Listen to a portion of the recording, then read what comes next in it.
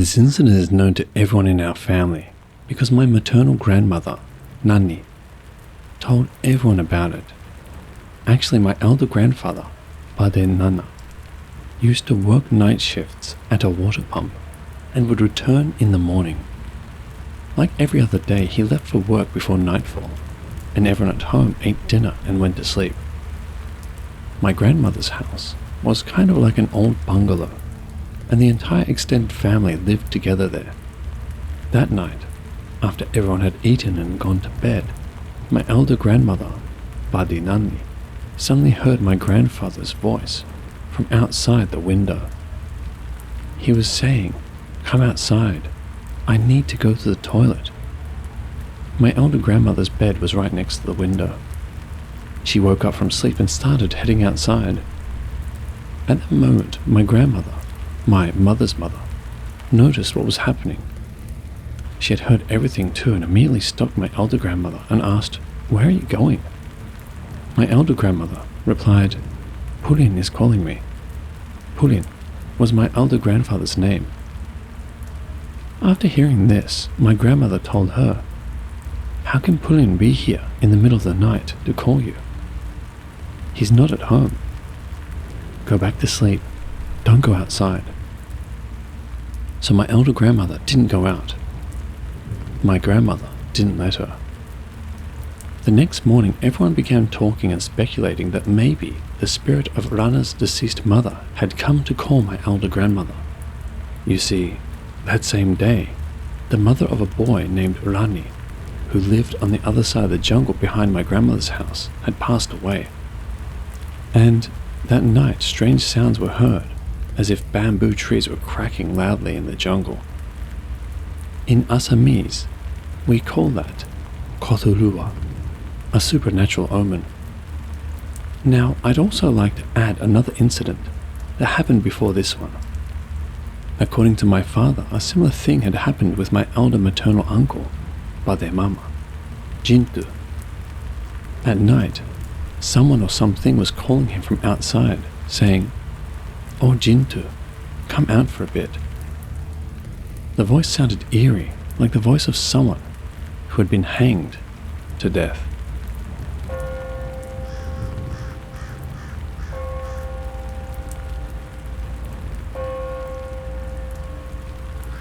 Just 2 days ago, I was camping at Levitt Lake, California.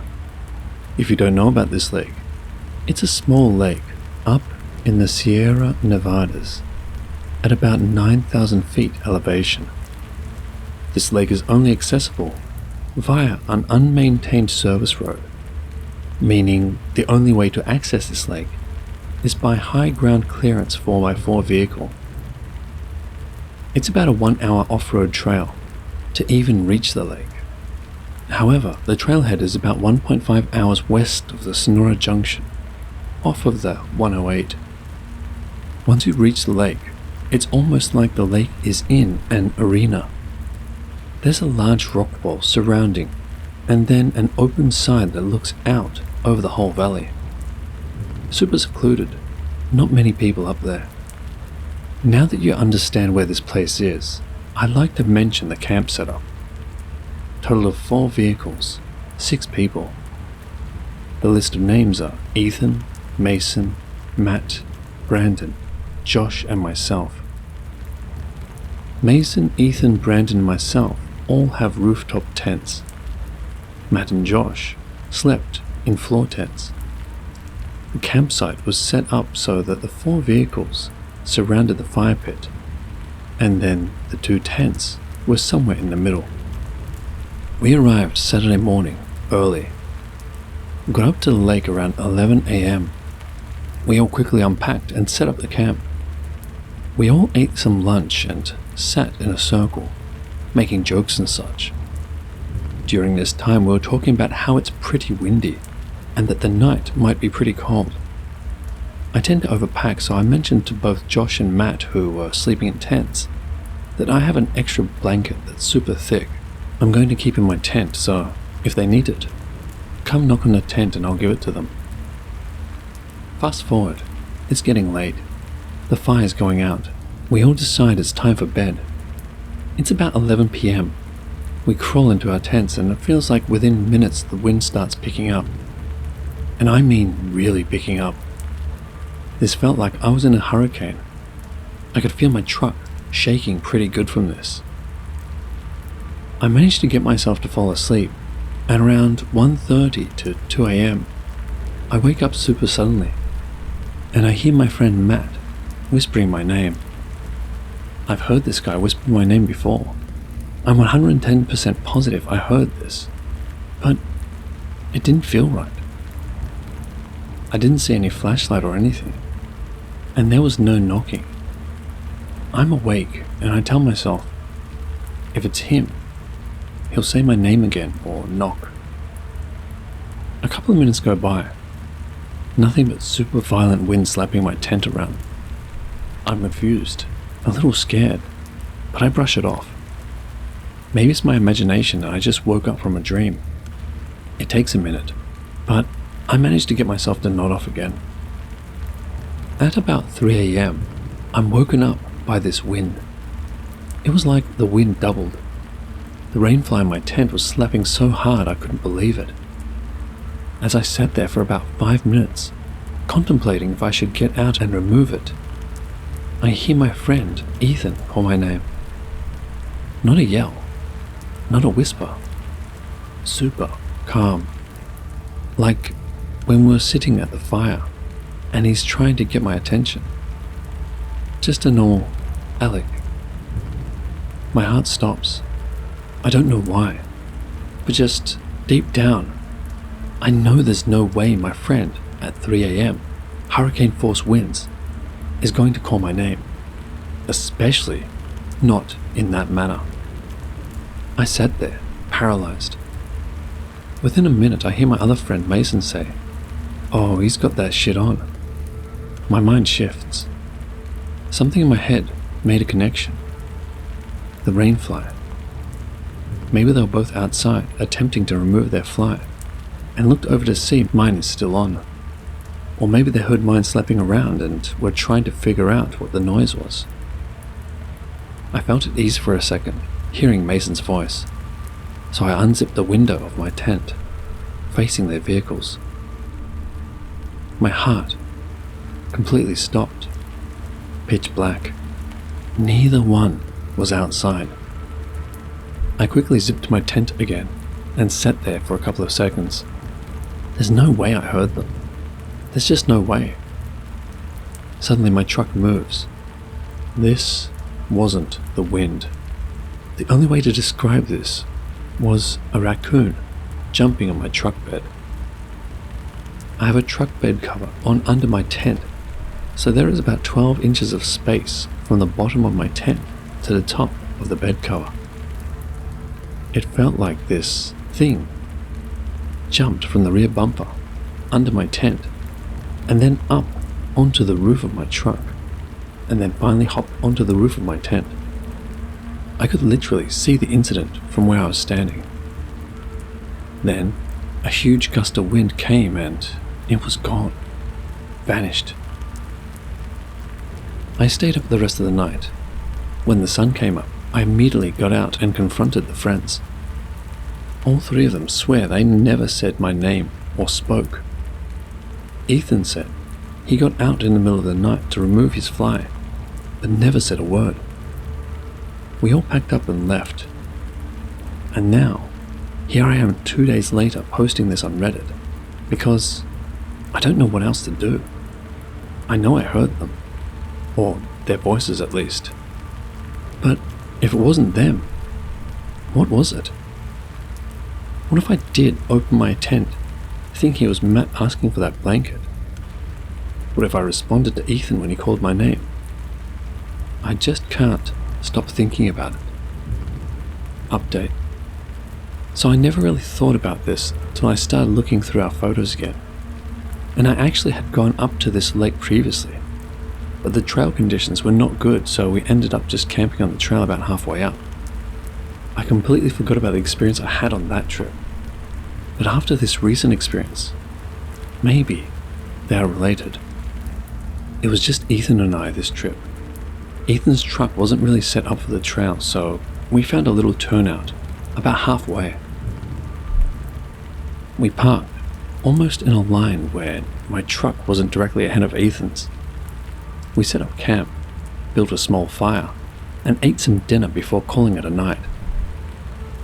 Around the same time, about 2 a.m., I was woken up by something rummaging around the campsite. It sounded big, not like a little raccoon rummaging around. This sounded like a bear. The footsteps had some weight to them, to the point you could hear an audible thud when they stepped down. I heard it come from the left side of my truck and move around and between the two of our vehicles. Then I heard it kinda searching around.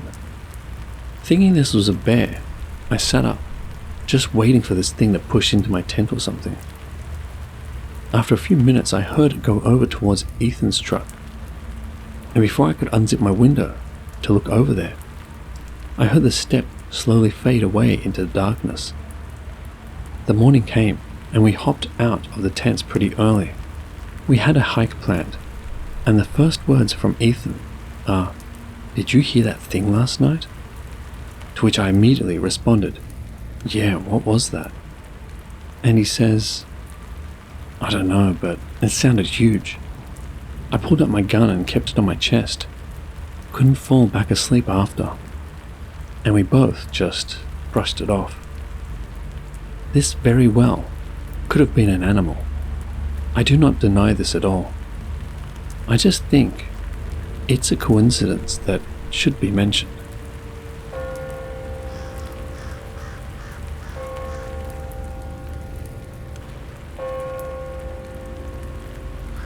So I am 20 years old and getting married to my fiancée in October. I know the house across the street from us is haunted, and we maybe stirred the spirits up by doing a little spooky ghost investigation. But me and my best friend have both seen something dark. I am Christian, and I believe in the paranormal. One day when my fiancée was at work, I heard what sounded like my soon-to-be brother-in-law's voice from the living room. It sounded like him saying my name and asking if I was downstairs. Me and my fiancée live in a basement apartment, which wasn't abnormal because he would come down and ask me questions, so I answered with, "Yeah, what is it?" But there was no response. But I heard what sounded like the screen door closing, so I thought maybe he left. I got up to investigate and there was nobody there. I called my soon-to-be mother-in-law, and she asked him if he came downstairs. And the scary thing is, he said he hadn't been down there at all. I know what I heard, and it sounded exactly like him. That's not the scariest part, though. Yet another day, my fiancé was in the restroom, and I saw him go in there, and heard the doors close. As I'm on the couch, not even a few minutes later, out of the corner of my eye, I see what looks exactly like him. Tall, grey sleep shorts and shirt, standing outside the bathroom, which, admittedly, I thought was weird, because I hadn't heard the door close. So I look up, but he's not there, and a few minutes later he comes from the bathroom. My best friend was over, and it was time to go to sleep, so I was praying, when I thought I heard her whisper my name. So I stopped praying and asked her what she wanted. But she swears to me, she never said a word. That being said, one day she's in the shower, and water was running, but I wasn't paying much attention, so I didn't hear the water stop running. Out of the corner of my eye, I see what looks like her curly hair and tie-dye shorts, and one of her shirts. And again, I know for a fact she's in the shower, so I look up and say something to her. But she's not there. Not a few minutes later, out she comes, out of the bathroom. Another day I'm sitting at the table, eating, and my fiancé goes to the restroom. I hear the door close and just keep eating. I kid you not, I thought he was still behind me because it felt like someone was standing behind me looking over my shoulder. When I turned to give him a kiss, there was nobody there. So I shrug and go back to being on my phone. when yet again I swear I saw what looked like him in his black shirt and wool pants walk towards our bunny cage. When I look up, there is nobody there. Another time, my best friend was over, and she comes screaming out of the bathroom, telling me to hurry and to get upstairs. Once we get up there, she tells me she got out of the bathroom and saw what looked like a 7 or 8 foot tall black shadow that ducked when she looked at it. Whatever this thing is, it mimics my loved ones, and I don't like it. I was in bed and saw the same shadow she was talking about next to the bed. So I covered up my head and hid. I don't know what this is, but whatever it is, isn't good.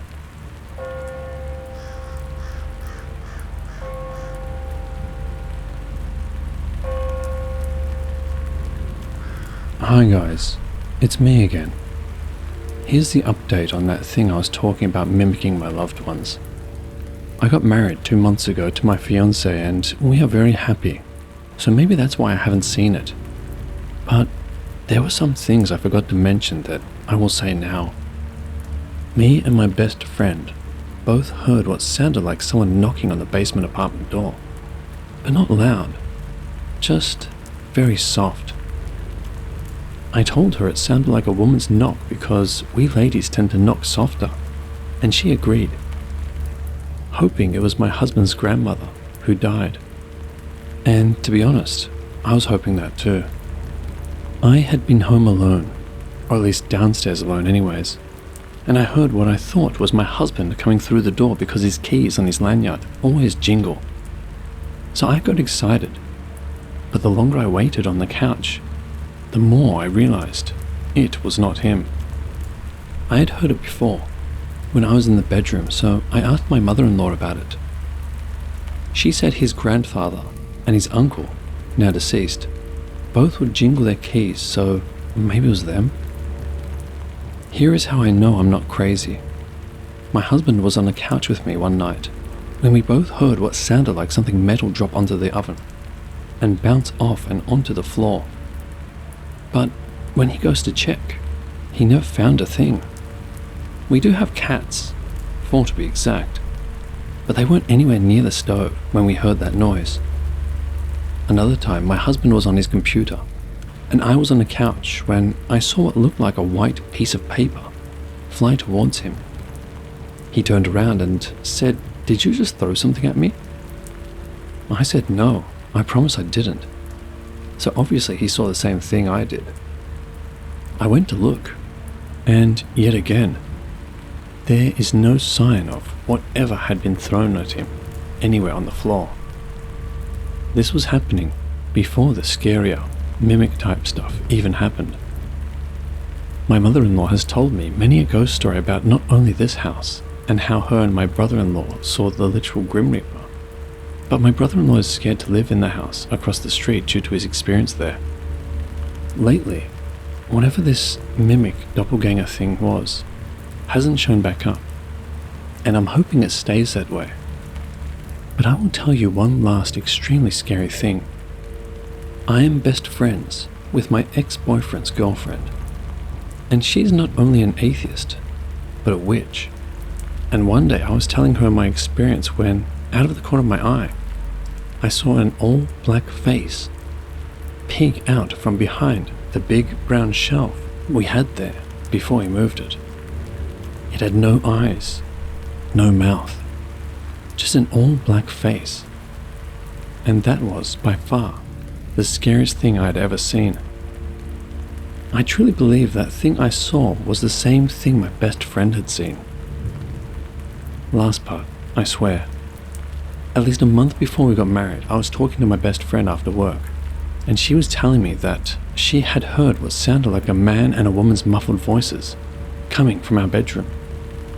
When I asked what they were saying, she says she doesn't know.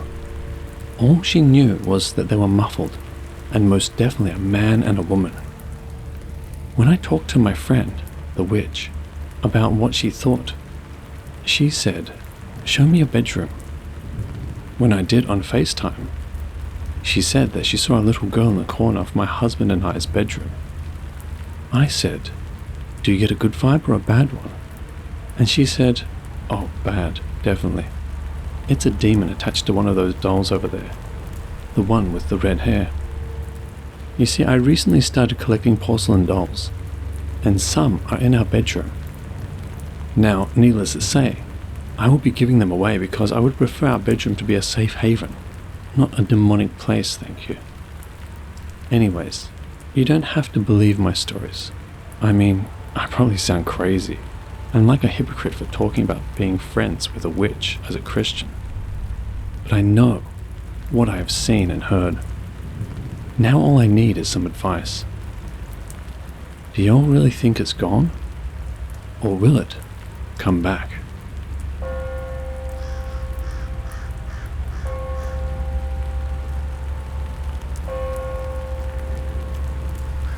It's back.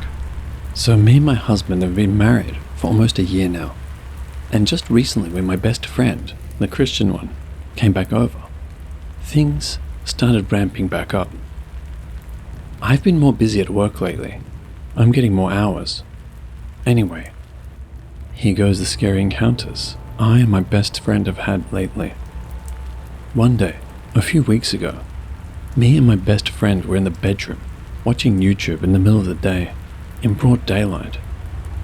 We heard what sounded like my mother-in-law's voice coming from the living room.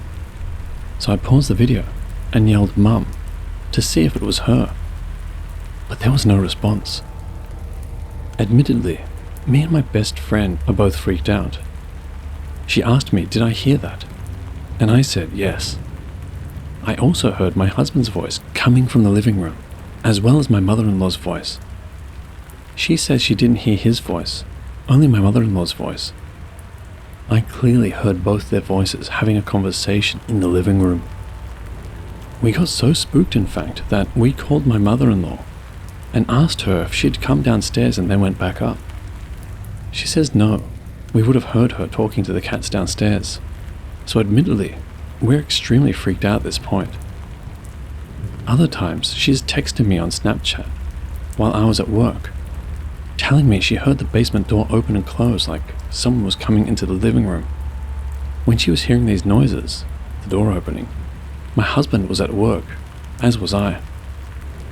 She now hates being alone and refuses to stay in the living room while we are out at work. She comes into the bedroom because that's where she feels safe. She says she even brought my dogs in one night to avoid hearing the voices and noises that she hears, hoping that maybe the dogs will hear what she's been hearing. There's even one point where I was in the bathroom playing music, and she was sitting in there with me just for comfort. I needed another person's presence. I got scared. My music all of a sudden stopped playing. This wasn't the first time this had happened now. Admittedly, my YouTube on my Google speaker will let me know when I'm playing too many videos and stop playing my music. But that wasn't the case this time. While listening to music, after my shower, it all of a sudden just stopped playing, and my husband even heard it happen. The funny thing is, he said, "Hey, Uncle Steve must not like that music." That's my husband's uncle. A lot of the time when these things are happening, they're harmless. The only thing that truly scared us was the fact that we both heard my mother-in-law's voice distinctly coming from the living room, as if she were having a conversation in there. But there was nobody there. I haven't seen it lately, and I don't think she has either. However, she told me that she heard footsteps on the stairs while her and I were playing Uno. Hubby wasn't even home yet. She also said she was home alone and heard footsteps on the same downstairs steps, and heard a light knocking on the door, as if a man were knocking with his knuckles. She felt comforted because she thinks it was my husband's uncle. Now that encounter isn't that scary, but here's one that's extremely creepy, and I can't explain. See, I have two dogs, Chloe and Freckles. Chloe's a lab hound mix, and Freckles is an Australian shepherd mix. Freckles doesn't like being alone after being abandoned at the house across the street from us at a young age. So Chloe's crate is in our living room, and Freckles is in our bedroom. My best friend says that she keeps hearing noises coming from Freckles' crate when she's home alone. Keep in mind, I have a pen outside that my dogs stay in at night most of the time, so they get exercise. So there's no way it was my girl Freckles because she was outside. Well, a night after, I'll from here on refer to my best friend as F. F and I were in the bedroom, and we were just goofing off, screaming, etc. I hear rustling, and what sounds like my dog shaking herself off in the crate. So obviously I looked down and I knew that she wasn't inside, but I still go to look. F looks at me and said, "What?" I said, "Remember you said you were hearing noises from Freckles' crate? Well, I just heard the same thing. It literally sounded like something was inside my dog's crate, like moving around and shaking the crate." Another story F told me that freaked her out is when she heard what sounded like me whispering her name from the top of the stairs. When she reached the top, I wasn't there. And when she reached the top, I wasn't there. Last two things, I promise. So I have this Native American porcelain doll in our bedroom, and F's air mattress is right beside the shelf the dolls sit on. One night she tells me she saw the same doll leaning over her. Now I feel comfortable around this doll, like she's protecting me. I also love listening to Native American flute music and rain to sleep. I have Cherokee in my blood. So the doll never scares me. But she is afraid of that doll now.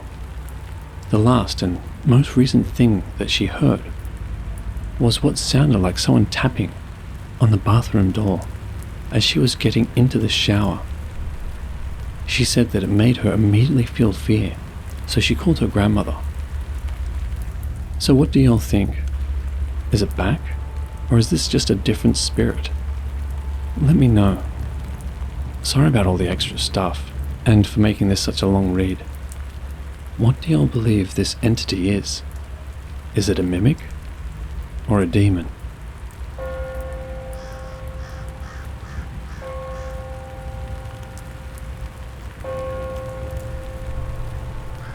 Let me preface this by saying me and F had this ongoing joke about whenever something happened we couldn't explain or just we did something goofy in general, we would say, "Oh, that's just Max," and continue on with our day. But when I got this ghost app, we found out that we may have conjured up a real ghost named Max. When we first used the app, it sounded like a growl noise, and I threw my phone. When we continued using the app, I saw a black shadow person go by the window twice, and it freaked me out. But this only happened when F and I were using it alone. Another freaky thing was, I was trying to calm F down, so I told her it was spitting out random words. It said no. So apparently yes, the app does work. Last thing involving the app, then on to the scarier stuff. I was watching Supernatural with F when the app said scared, so I turned it to call the midwife and paused it. The app said thanks, and then van. In the scene I had paused it on, the midwives were getting out of a van. Now, on to more spooky stuff. So the first thing F told me was this. She had left the bathroom after taking a shower and was going back to the bathroom to change, and saw a black face out of the corner of her eye above the shelf beside the couch. When she turned to look at it, it ducked behind the wall. We were on the couch watching Supernatural and she felt a hand on her shoulder. She slept in the same room as me and my husband because she said it scared her and made her not want to sleep alone. We both heard the whimpering and rustling sound coming from Freckles' crate, but I didn't hear it the first time. After a few minutes, I finally heard what she was talking about, so we said a prayer. One night, when she was sleeping on the air mattress after my husband and I fell asleep, She was almost asleep when she heard a male voice hum in her ear. My cat, Salem, our oldest cat, she was meowing in the kitchen. Right after she got done meowing, I heard what sounded like an old man or a man's voice copying her meow, almost like mocking her, kind of like my husband does, just to be goofy, and it scared me so bad. We were riding around in this golf cart-like thing we have at our house, and I saw a black shadow on the ground, on all fours like a dog. I'm hoping it was just one of those barrels we had outside at the time. My husband wound up getting sick, and so I was helping take care of him. I was in the hallway after coming out of the bedroom, heading to the kitchen to throw away trash, when I swear I heard my husband's voice behind me. Thinking it was him, coming to thank me for helping him feel better. I turned. When I saw that no one was there, I froze and ran back to the bedroom, closing the door. I'd never been so spooked in my life. It sounded like my husband's voice, really close to me, but I just couldn't hear what he was saying.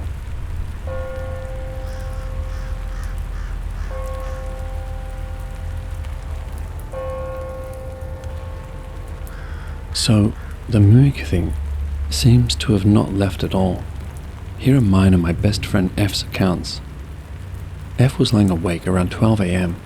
She doesn't know the exact time, and she heard Freckles' crate rattling like she was shaking her fur. F heard that 2 times, a few minutes apart. She heard the basement door open and shut around 1 a.m. that same night, and she thought it was my husband going upstairs or something. But he said he never went upstairs. F heard what sounded like me breathing beside her when she was in our room alone, and I was napping in the living room. Freckles wasn't in there either. It was just F. And then she heard a male voice whisper, "Hey," to her in the bedroom while I was about to walk out. My husband got sick and had a fever, so I was taking care of him. When he felt better, I fed him and was walking back into the living room when I heard what sounded like my husband's voice saying something I couldn't quite hear. So I turned around, and no one was there. I froze and ran back to that bedroom so fast. We were sitting upstairs after having made our food and waiting for it to cook. F was on the love seat and I was in my mother-in-law's chair, and I looked up and saw what looked like a black shadow standing next to my father-in-law's chair. When I looked up again, a few seconds later, it looked like it was sitting in the chair. Another time, whilst we were upstairs, F says she felt a hand touch her shoulder. I was downstairs feeding my husband because he was hungry but had a headache, and she kept telling me to come see her upstairs because she had gotten spooked. She said it felt like a man's hand. There was that time again when I was going past the hallway upstairs, and it looked like a grey person walking towards me via the hallway. I remember being in the kitchen, and I heard what sounded like F saying, "Hello."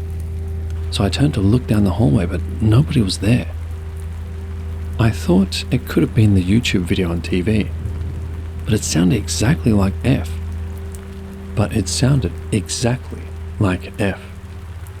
Not a few seconds later, here she comes out of the bedroom. I have heard the downstairs door close while in the bathroom and thought my husband was home. I opened the door to check, and no, he wasn't. I was in the kitchen and saw what looked like my mother-in-law's passed away chihuahua walking towards me. That one isn't as scary. I was coming towards the bathroom to use the restroom, and I saw a white-grey shadow at the bedroom door out of the corner of my eye, just standing there. I kept the bathroom door open, and I saw a small white face low to the ground, looking into the bathroom. I thought it was my cat, Mel. So I waited to greet her, but she didn't come in until about 5 seconds later. One night, I was passing by my brother-in-law's small gaming room next to the sewing room upstairs, and I saw a black shadow, about his height, standing in that room. And often now, when I walk by that same room, I keep thinking I see that same shadow just standing there. It creeps me out. Both me and F keep hearing that same rattling and shaking from my dog Freckles' crate.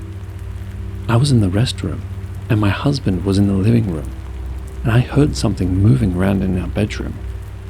We both keep hearing the downstairs door opening and closing when my husband won't be home for a long time. And most recently, I was in the living room and all the cats were with me. I heard the toilet seat close down. When I went to tell F, she tells me right after I heard that, she heard a man say hey into her ear. Lastly, I was going to get my dogs and bring them in when I hear my husband say something to me. But he was at his computer, and I promise you, I heard his voice directly in my ear, not at his desk.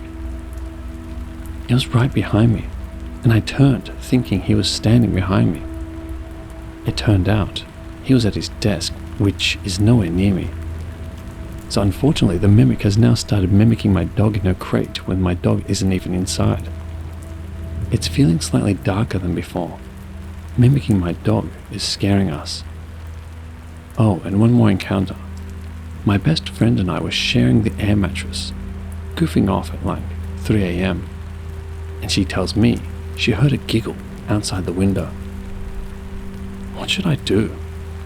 You don't have to believe me, but I promise you, every word I'm typing is true. Edit. I just heard the downstairs door open and close while I was watching a video. I heard a woman whispering.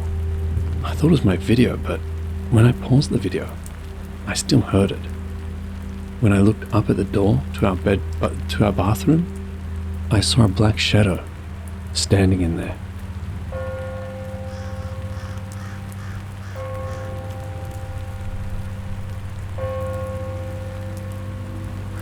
So I decided to post this story on here that happened to me and my sister some 10 years ago.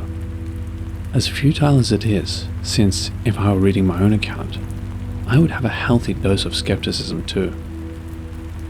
I have no interest in ghosts or paranormal, and still would hesitate to state what we witnessed could be deemed as such. Yet, nonetheless, here is what, in all honesty, both of us experienced at the same time. We were walking in the Brecon Beacons in Wales and had passed the summit of Pen Ifan. The sky was grey, but otherwise the weather was fairly calm and visibility was perfectly fine. As we headed back on the descent, we were pretty much the only walkers on the trail, with the odd one passing us by as we went. It was our first time doing this particular walk, and we were looking to check that we were on the right track back to the YHA near the road. It was then that we saw a walker approaching us about 30 meters away to begin with. I should state that this was a wide open path with a very gentle descent, and we could see fully to the horizon on our right and left. The man was wearing a sun hat, shorts, and a map in a plastic holder around his neck. He had a walking stick and looked every bit the standard hiking tourist you might see in the Brecons. I even said to my sister that we could ask him if we were on the right path back to the YHA. I'm someone who likes to avoid eye contact, and so looked at the path as we prepared to approach him. Then I looked up, as you do when you're walking, and saw him closer, now about 10 meters away. So looked down to the path again. Then upon looking up again, he had completely disappeared. Both me and my sister were completely shocked. My sister was actually genuinely freaked out and quite disturbed by what we had seen. To clarify, this was a wide open path with flat hills on either side. You could see perfectly in all directions, and I was preparing mentally to pass this man as he approached. Afterward, we stood at the part of the path where he disappeared, completely dumbfounded. There was nowhere he could have gone, and he had disappeared instantaneously between the time I had looked at my feet to check my step and when I had looked up again. After considering more carefully what we had seen, I remembered that the man had appeared to be in all grayscale, though the weight of his hat and guide map had been brilliant white. What was unmistakable was the naturalness of his movements as he ambled towards us. Again, to the extent we thought nothing of it, until he actually disappeared. Both me and my sister have never forgotten this event, and neither of us have the slightest explanation. It was truly strange, and the only unexplainable thing that has ever happened to me. It's frustrating to not be able to provide any proof of this experience, but I put this out there in case anyone experienced anything similar.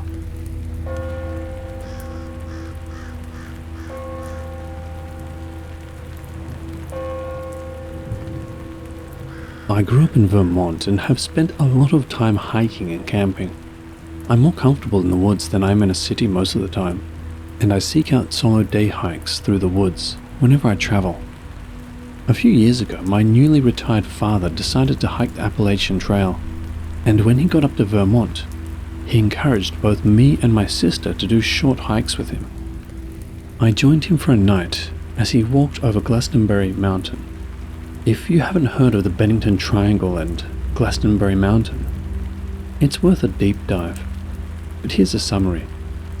This is an area in southern Vermont, central northern Massachusetts, where odd things have happened. Notably, there have been at least 4 disappearances in the area, starting with 18-year-old Paula Weldon in 1946. She went for a hike one December day on a Glastonbury mountain trail and was never seen again. Legend has it that a young boy who was waiting in the car while his mother took care of some pigs at a local farm also vanished a few years after Paula. That a hunter who was well acquainted with the area vanished a few years after that, and that a woman who was hiking the same area I was about to embark on with my father disappeared while hiking with a friend of hers after becoming separated because she turned back to change out of wet clothing after tripping in a stream. That last woman's body was recovered about a year later in an area police swore had already been searched. The thing is, her body didn't look like a body that had been laying in the elements for a year. There's another story of a man who got on a bus in the Bennington area, and even though he was confirmed to have gotten on the bus, and there wasn't any reasonable place where he might have gotten off it before his destination, he disappeared before he arrived. Most of these disappearances had one thing in common. The people who disappeared were last seen wearing red. I love folklore because I find the stories we tell to make sense of what we don't understand very fascinating. When my dad mentioned Glastonbury, I decided to be a little cheeky. My hiking outfit for the day was pink from head to toe. The hike itself was great. Nice weather, beautiful woods, not very harsh terrain. Our goal was a lean-to about 8 miles into the woods. We made it there in good time. There was an outhouse located down the hill from the lean-to, and a little stream a good distance from both lean-to and outhouse. We start to set up, and 2 middle-aged women arrive. All 4 of us are going to be sleeping in the lean-to that night. Another guy drops by, but decides to set up his tent off on the other side of the trail, closer to the stream. We chat with the ladies, eat, and settle in for the night, and I get to sleep pretty quick. I wake up in the middle of the night needing to pee. I briefly think about going down to the outhouse, but it's too far down the hill for me to have the motivation, so I decided to hop off the lean-to and just go in the bushes that are right up next to it. I hop off, start to pee, and immediately get a shiver down my spine. I have the feeling that there is something massive right next to me. I could hear kind of rattling breathing. Now, I've been within throwing distance of a bear at night before, and that guy did not want to be anywhere near me and took off. Bears don't tend to want to be around people if they can help it, and humans were coming along this trail most of the year. What's more, all of our food was safely stored. I also don't think bears sound like that. The feeling I got from the other side of the bush was something huge, and unhappy I was there. I hadn't grabbed the flashlight because I wasn't walking very far, and in any case, I was too afraid to look up and see if I could see anything. I got back to the lean-to as fast as I could and waited to hear something lumbering off. I hear something that sounded like it was brushing against the lean-to, then nothing. I managed to fall back asleep eventually. I was woken up the next morning by how silent it was. No birdsong, no squirrels in the bushes, nothing but dead silence. We ate and started off as the ladies packed up, and we saw the tent of the other guy, though he didn't seem to be up yet. Again, it was a beautiful day, and the air was soft through the trees. Everything was green. But the thing that always stuck with me as we hiked the 10 miles back to the other side of the mountain was the silence. The whole way through, until we were near the road, it was eerily quiet, as though every other living thing had vanished. Not sure what was standing near me that night, next to the lean-to. I didn't quite see Bennington Triangle stories as just campfire fodder after that, and I'm glad I didn't decide to go all in and wear red up Glastonbury Mountain.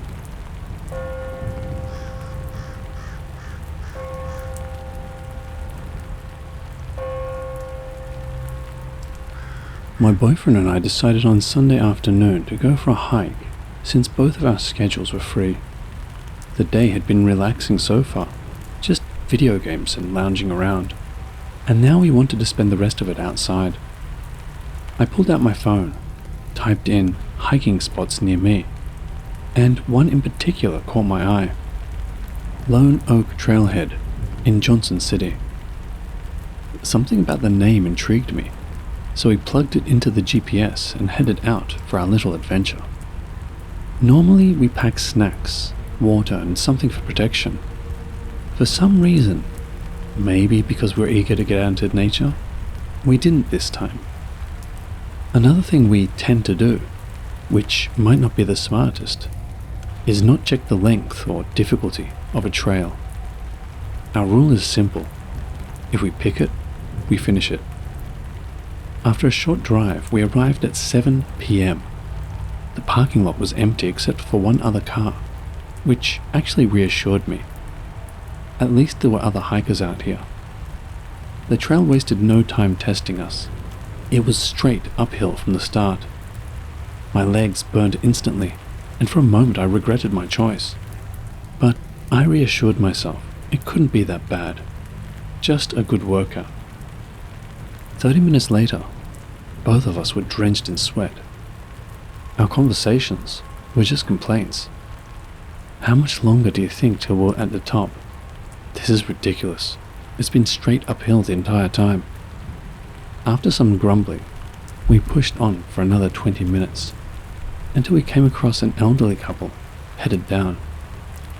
We asked how much further, and the man replied, about 5 minutes to the first stop. But if you want to reach the top, it's another half hour. I thanked them and decided we'll wait until the first stop to see how we felt. When we spotted a picnic table up ahead, our pace quickened. By now, the sun was dipping toward the horizon, painting the sky in gold. We realized that if we kept going, we'd be hiking back in complete darkness. I hated the idea, but we also didn't want to waste the chance to see the sunset. Against our better judgment, we pressed on. By 8:20 p.m., my legs felt like noodles. I told my boyfriend to go ahead and check if he could see another picnic table. Alone for the moment, an uneasy feeling crept in.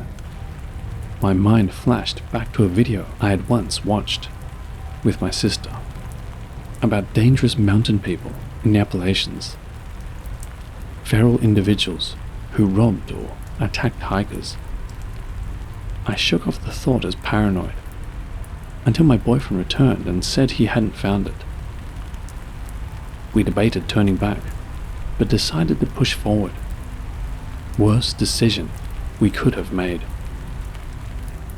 When we finally reached the top, the sunset was gone. Darkness had swallowed everything. It was 8:40. My boyfriend sat at the picnic table, scrolling on his phone, while I wandered a short distance away to take pictures.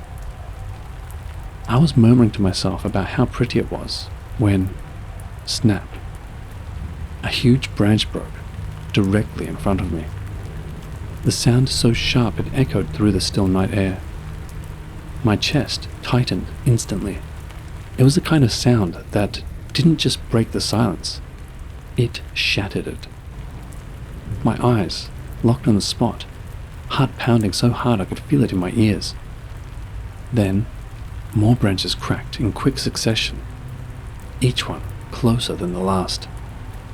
Out of the darkness, a man stumbled into view, moving oddly, hunched over, pacing, clearly on something.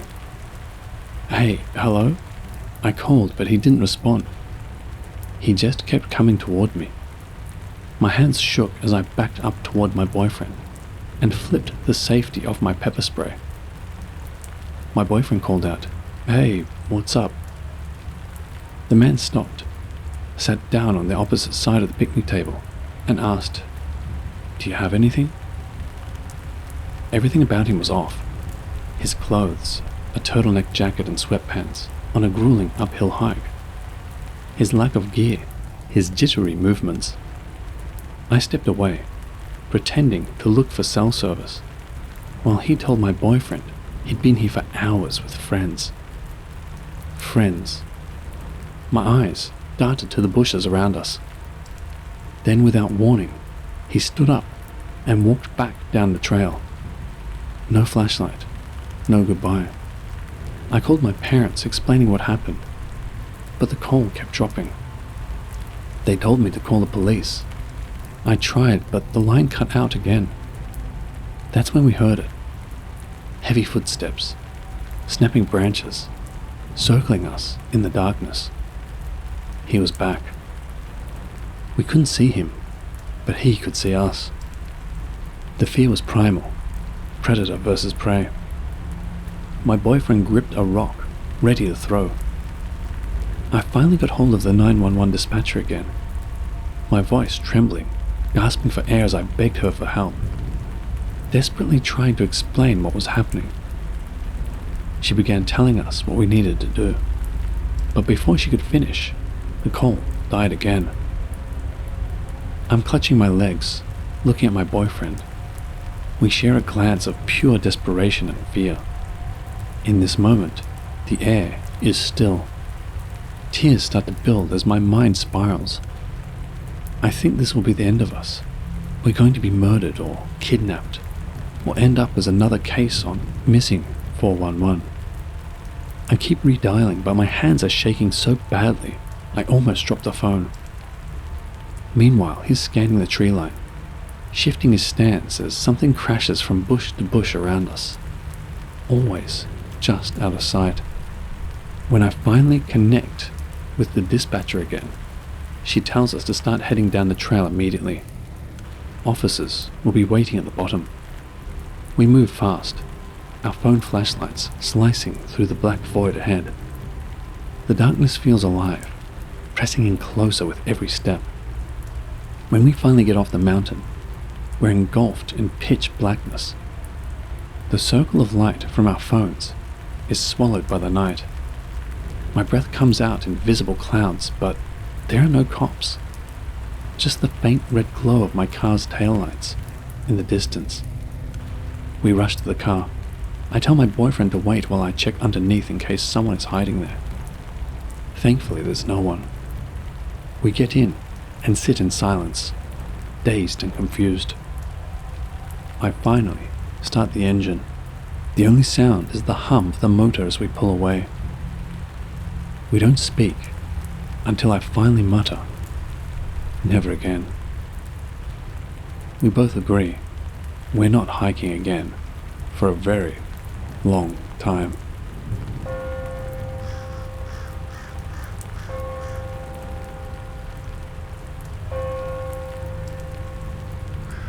Just to preface, I have a group of people that I do paranormal investigations with often, and these are people that take place in this story. It's a long story, but I will summarize it the best I can and leave out some details. There's a notorious haunted canyon in Utah. It's called Rock Canyon. It's known to be one of the most haunted places in the world, and I so happen to live near it. There are many reasons this place is so haunted. So there is an infamous apparition that appears at the head of the trail. It usually happens around sunset. Many have reported seeing a man wearing 70s clothing at the top of the cliff, staring down at you. Then he runs at an impossible angle down the cliff with a smile on his face. And just as he is about to hit the trail, he vanishes in thin air. It has been seen for decades, and many police calls have been made because of it. Law enforcement is aware of this phenomenon and are told to ignore it. Many people believed it was a real person. There is also a mine that collapsed up there, killing many. Lots of rock climbers have fallen to their death. There's been black magic rituals there. Many hikers and people have gone missing, and also Ted Bundy killed someone up there as well. The battle at Fort Utah took place there. Many natives and Mormon settlers were slaughtered. Not to mention it is known for Bigfoot sightings and other weird shape-shifting stuff. The canyon is full of spirits and activity. You're bound to at least experience something, even if you just get a mild sense of being watched or the creeps. I have hiked up there many times before I even knew it was haunted, just because it is one of the most beautiful canyons in Utah County. Every time I went, I would feel very paranoid once I got deep into the canyon. One of these times, I was with two friends and their two dogs. We had made it pretty far and have been hiking for hours at this point. The sun was setting, and we decided to take a water break. As soon as we stopped, we heard loud whooshing and banging noises, coming from the left of the trail in the trees. My friend's dogs immediately bolted down the trail, with the hair standing up on their backs. The sound was not like anything we'd heard before. We thought it could be an animal, and maybe it was, but I don't know what kind of animal could make that noise. I can't describe it, but I still remember exactly how it sounded. The closest thing I can think of to the sound is a very large drum. I felt a strong urge to get the hell out of there, and so did everyone else. Needless to say, we didn't finish the hike that day. After that experience, we did some research on the canyon and found out about the hauntings. This triggered a curiosity to explore it, so I rounded up a gang of ghost hunters and we decided to go on a Friday. We decided to go at sunset. We packed lots of ghost hunting gear and set off preparing to hike in the dark. We have a ghost device that's always been accurate in our investigations that we used throughout this whole experience. It has an EMF detector and radar. Its most useful device is the one where it repeats words off the EVP and shows it spelt out on the screen. So as soon as we were 5 minutes up the trail, we all collectively agreed that we all felt more energy from the left side of the canyon. So we decided to take the left fork when we got to it. One of the first things the device said was 3. It repeated it many times throughout the hike. We assumed it was answering our question about how many spirits were there at first. The device detected many energy points on the radar as soon as the sun went down. We heard chains, humming, whistling and clanking noises throughout our whole hike. It was always coming from the left side of the canyon. It seemed to be following us. We finally arrived to one of the mining caves on the trail. We put the flashlight on the mouth of the cave and noticed this particular cave is kind of sunk halfway into the ground. So you basically have to crawl into a hole that goes underground. It's a very tight squeeze, and barely one person can go at a time. One of our group members, Brian, decided he was going to try and look down there for a second. We all had a very bad feeling about it, and protested against it. He insisted he was just going down for a second. The radar was going off. It was showing a lot of strong activity coming from the cave direction. Brian kneeled down and started to climb in. As soon as he got one leg in the hole of the cave, the device immediately said, "Leg." We told Brian to stop and step away. He finally listened. We decided to stop and record an EVP session at the mouth of the cave. We were hearing the same distant voices, clanking and whistling as we did before, but this time a little louder. We set the voice recorder on the ground and started asking questions. We weren't getting much response, but the noises continued. We were huddled around the voice recorder when I heard whispering right behind my head. It felt like someone was breathing down my neck. Everyone heard it and decided to end the recording. We all contemplated turning around and leaving, but Jenny and Brian insisted on going further. We decided since we made it this far, we might as well keep going. We hadn't seen anyone else on the trail in hours when we finally saw some BYU college students hiking back down as they passed us. As soon as they were approaching us, the activity on the radar and device disappeared instantly. It was almost like the spirits didn't want them to know they were there. So we passed all these different bridges, labeled with a number. Every bridge we passed, the activity and energy increased, as did the noises. One of my friends in our group, Jenny, has some psychic abilities, and she sees spirits ever since she flatlined in a hospital years ago. She's always been good at steering us in the right direction. She seems to know things before they happen. She mentioned to us that there were spirit guides with us, protecting us the whole time, and was possibly warning us of something. I didn't think much of it at first. Then we passed under bridge number 3. As soon as we did, the temperature dropped 10 degrees. It was a hot summer night, and we were sweating the entire hike. Then, we were all putting on our jackets. There also was immediately a very bad, pungent, rotting smell, and the sound of water, even though we were by a dry riverbed. We stopped for a minute to talk, and everyone was huddled in a circle except Jenny. She was looking in the distance, up the riverbed. We were thinking about turning around because we all began to feel very unsafe and a sense of doom. As we were talking about leaving, the device said, "Go. Big." As soon as we heard that, we booked it down the trail. My heart felt like it was going to fall out of my chest. We were running as fast as we could. It felt like someone was chasing us. Finally, after passing all the bridges, we slowed down because we were out of breath. We all sighed a breath of relief because we felt safer as soon as we crossed Bridge 1 again. We were all laughing about what happened and were making jokes to lighten the mood. Jenny then told us sternly to not let our guard down. She said we still had a way to go. She told Brian to shine a light behind us the rest of the way because we were still being followed. We were hoping the light would push back whatever was there. We were walking for maybe 10 minutes when suddenly my friend Kayla began seizing and shaking.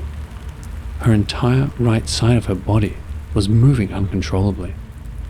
She was using her left arm to try and stop her right arm from spasming. She was hyperventilating, and Jenny put her arms around her as we stopped to let her calm down.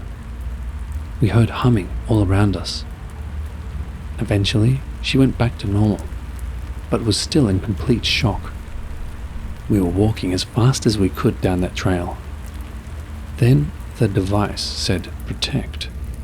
and the radar showed a circle around us forming with all these dots of energy. It was super cool. We felt safe for a while. Then, 30 minutes later, we started hearing louder noises. Jenny told us all to just ignore them and think of something positive. She told us to picture a cute little bunny with brown eyes instead. We all joked about it.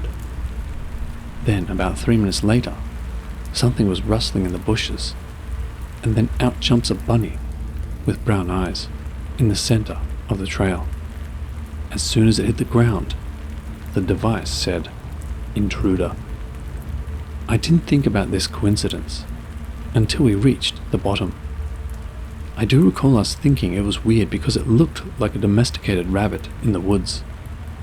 Kayla was still not doing well and was feeling sick and weak. We made it to the end of the trail and decided to do a protective ritual after the device said protect again. Before we turned off the device, we were talking about what could have attacked Kayla. When the device said monster, we ended our session and decided to take Kayla home and make sure she was safe, as she was still very shaken up. I talked to Jenny the next day and asked her what she was looking at when we were all huddled in a circle talking at the riverbed. She said she saw 4 spirits. 2 were benign, 1 was evil, and 1 was something she'd never felt before.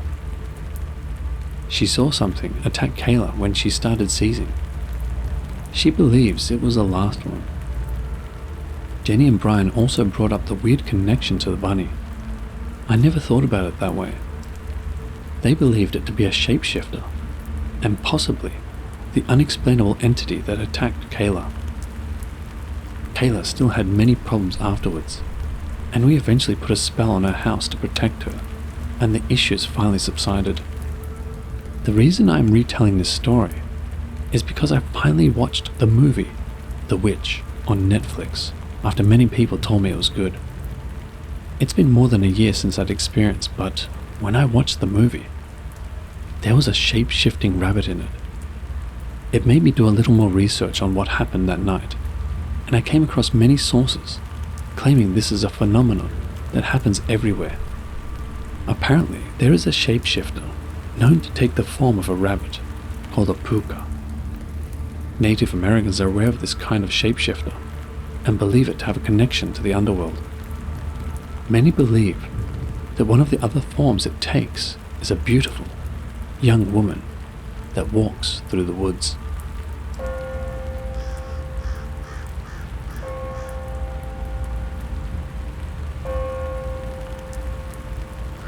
This happened a few months ago, and to this day I cannot shake the feeling of what happened that night.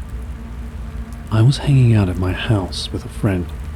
We were watching a movie, just chilling like usual. At one point my friend decided to get up and head to the bathroom. Nothing weird, right? But then something really strange happened. As soon as my friend left the room, I heard his voice. But it wasn't coming from the bathroom. It was coming from outside, loud enough for me to hear clearly. At first, I thought maybe he was talking to someone through the window, but I figured that didn't make sense. So I got up and walked toward the window to see what was going on.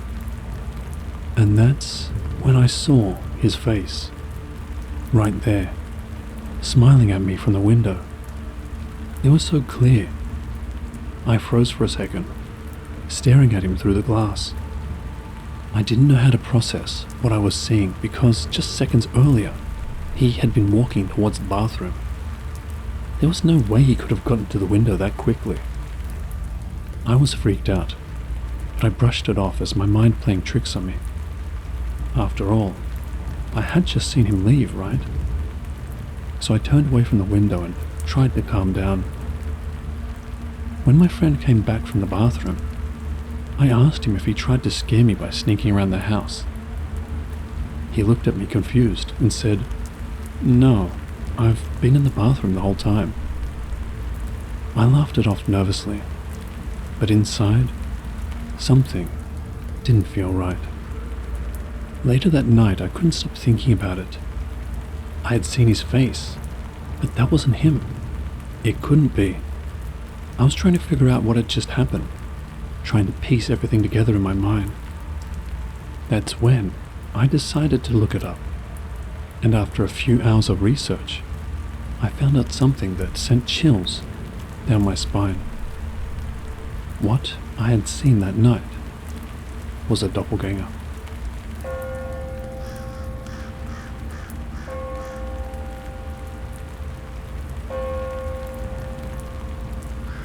I'm starting to think my elderly mother isn't losing her mind after all.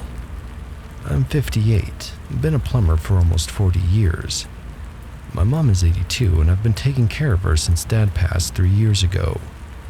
She's got some health issues, but mentally she's always been sharp as a tack. Until recently I thought maybe that was starting to change. About 6 weeks ago I stopped by her house after work like I do most days. I let myself in with my key and found her in the kitchen looking upset. She asked me why I had left so abruptly earlier and whether she had done something to make me angry. I had no idea what she was talking about. I told her I hadn't been there earlier, that I was coming straight from a job site. She got this hurt look on her face and insisted that I had stopped by around lunchtime. According to her, I had come in through the back door like I always do, sat at the kitchen table, and we talked about my youngest daughter's college plans. The thing is, I was installing a new water heater clear across town during lunch, had the receipts and everything. But Mom was so convinced it had happened that she started getting agitated when I tried to tell her otherwise. She said I had seemed tired and distracted, and when she offered to make me a sandwich, I had just gotten up and left without saying goodbye. That's not like me at all. Even on my worst days, I don't just walk out on my mother. I figured maybe she had been napping and had a vivid dream or something. At 82, that kind of confusion can happen. I felt terrible thinking about it, but I started wondering if this was the beginning of dementia or Alzheimer's. But for the next month, everything seemed normal. My mom was her usual self, remembered everything clearly. No more strange stories about conversations we never had. I was actually relieved and started thinking that first incident was just a fluke. Then last Tuesday it happened again, and this time it really shook me up. I had spent the day working a complete bathroom renovation about an hour away. Didn't finish up until almost 7 and was exhausted, covered in tile dust and grout. I stopped by my mom's house to check on her before heading home to clean up. When I walked in, she was sitting in her recliner watching the news. She looked up and gave me this confused expression, like she was seeing double. She asked me why I had come back, and whether I had forgotten something. I told her I hadn't been there earlier, that I was just stopping by after work. She shook her head and said no. I had been there around 3 p.m. We had sat in the living room and I had told her all about the bathroom job I was working on. She said I had even shown her pictures on my phone of the tile work. Here's what made my blood run cold. I had taken pictures of that tile work. It was a custom pattern I was proud of, and I wanted to show a few people. But I'd taken those photos around 4 p.m., after she said this conversation happened, and I definitely hadn't been to her house. Mom insisted that during our supposed conversation, I had seemed different somehow. More formal, she said, like I was being polite to a stranger, instead of talking to my own mother. She said when she offered me coffee, I had said no thank you instead of just declining like I normally would. I tried to stay calm, but inside I was really worried. 2 incidences now, both involving detailed conversations that never happened. I was already mentally preparing to call her doctor about possible cognitive testing. Then she got up and walked over to the little table by her chair where she keeps her important things. She picked up her phone and said she wanted to show me the picture we had taken together earlier. I felt my stomach drop, We definitely hadn't taken any pictures. She pulled up her photo gallery and there it was, a selfie of me and her sitting on her couch. I was wearing the exact same work shirt I had on, even had the same smudge of grout on my collar. But in the photo I looked wrong somehow. My smile was too wide, too forced. My eyes looked flat. But the thing that really got to me was the timestamp. The photo was taken at 3:17 p.m. At 3:17, I was 45 minutes away laying tile in someone else's bathroom. I asked Mom if she remembered taking the picture, and she said of course, I had suggested it. Said I wanted a nice photo of the two of us. But she mentioned that when I had held the phone to take the selfie, my hands felt cold even though it was warm in the house. I've been staring at that photo for days now. It's definitely my face, my clothes.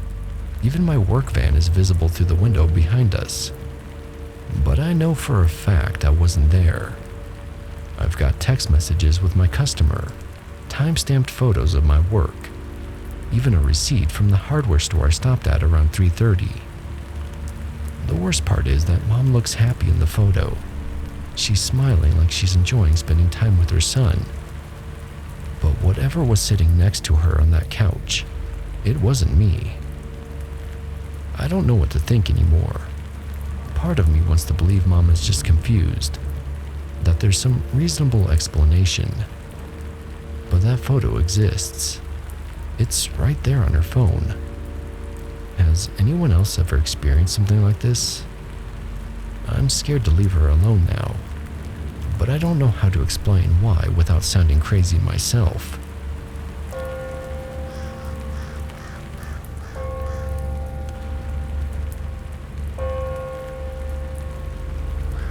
To this day, this story has puzzled me to no end.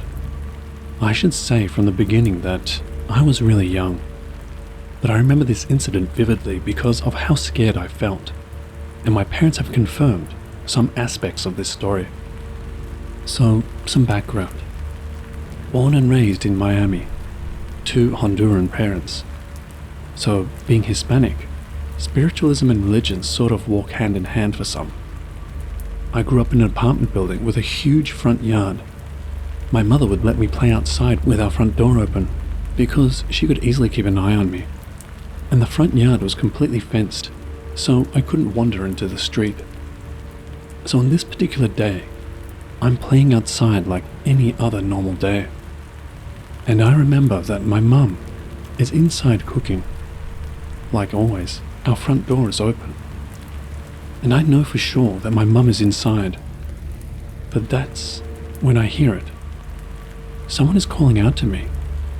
I look around and I don't see anyone, so I continue to play. But then, I hear it again. Someone trying to get my attention. I look towards the end of our front yard, and behind the fence I see my mum. She's standing there, waving and smiling at me, trying to get me to go to her. I start laughing and running towards her, because here I am thinking we were playing a game. As I'm closer to this person, something doesn't feel right. Like something is telling me not to trust this person. But I'm torn because I'm looking straight at my mother. It's her voice, her face, even the distinct white streak of hair my mum has that contrasts her jet black hair. But still, something doesn't feel right. I ask her what she's doing on the other side of the fence, and she tells me that we have to go. That I need to follow her, now. She starts to walk towards the fence door, and I begin to follow her, almost entranced. She begins to tell me how much she loves me, and that we need to leave together. As we get closer to the fence door, she starts to tell me that I have to open it and walk out to be with her. I don't know what overcame me, but I said no. This upset my mum, and her demeanor changed. She starts to yell that I had to do it, that we needed to be together now. This scares me, and I began to cry. And then I hear it, my mum's voice, coming from my house, asking where I am. I run towards my house, bawling in hysterics. I see my real mother, and I hug her, and I tell her what happened. I tell her about the lady that looked like her, trying to get me to leave. And I just remember my mum hugging me and telling me that it was just my imagination. Years later, this incident comes up in a conversation I'm having with my parents, and my mum is completely amazed that I remembered all of it so vividly. She also adds that weird things used to happen in that building, and that she suspects that the only reason that thing couldn't get into the property was because of an old Cuban lady that lived next to us. You see, it turns out that she practiced Santeria, and she was constantly blessing the grounds. So honestly, shout out to that lady. Here's where things take a very interesting turn. While me and my mum are reminiscing about what happened, my father is completely silent. And when we finished, he's in shock. He didn't know about this happening to me. And he proceeds to tell us that when he was a child in Honduras, the same thing happened to him. A woman that looked like my grandmother would sometimes go by his house and tell him that they needed to leave to be together. My father is your typical male, everything by the books, no nonsense, very skeptical about all this stuff. But at that moment, I saw fear in him.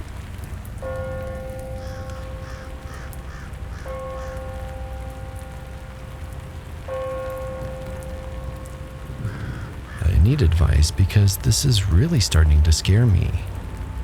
So I'm a single mom with 2 kids, Emma, who's 14, and Jake, who's 12. We live in a pretty quiet neighborhood in Ohio. Nothing weird ever happens here. But over the past few weeks, some really strange things have been going on, and I honestly don't know what to think anymore.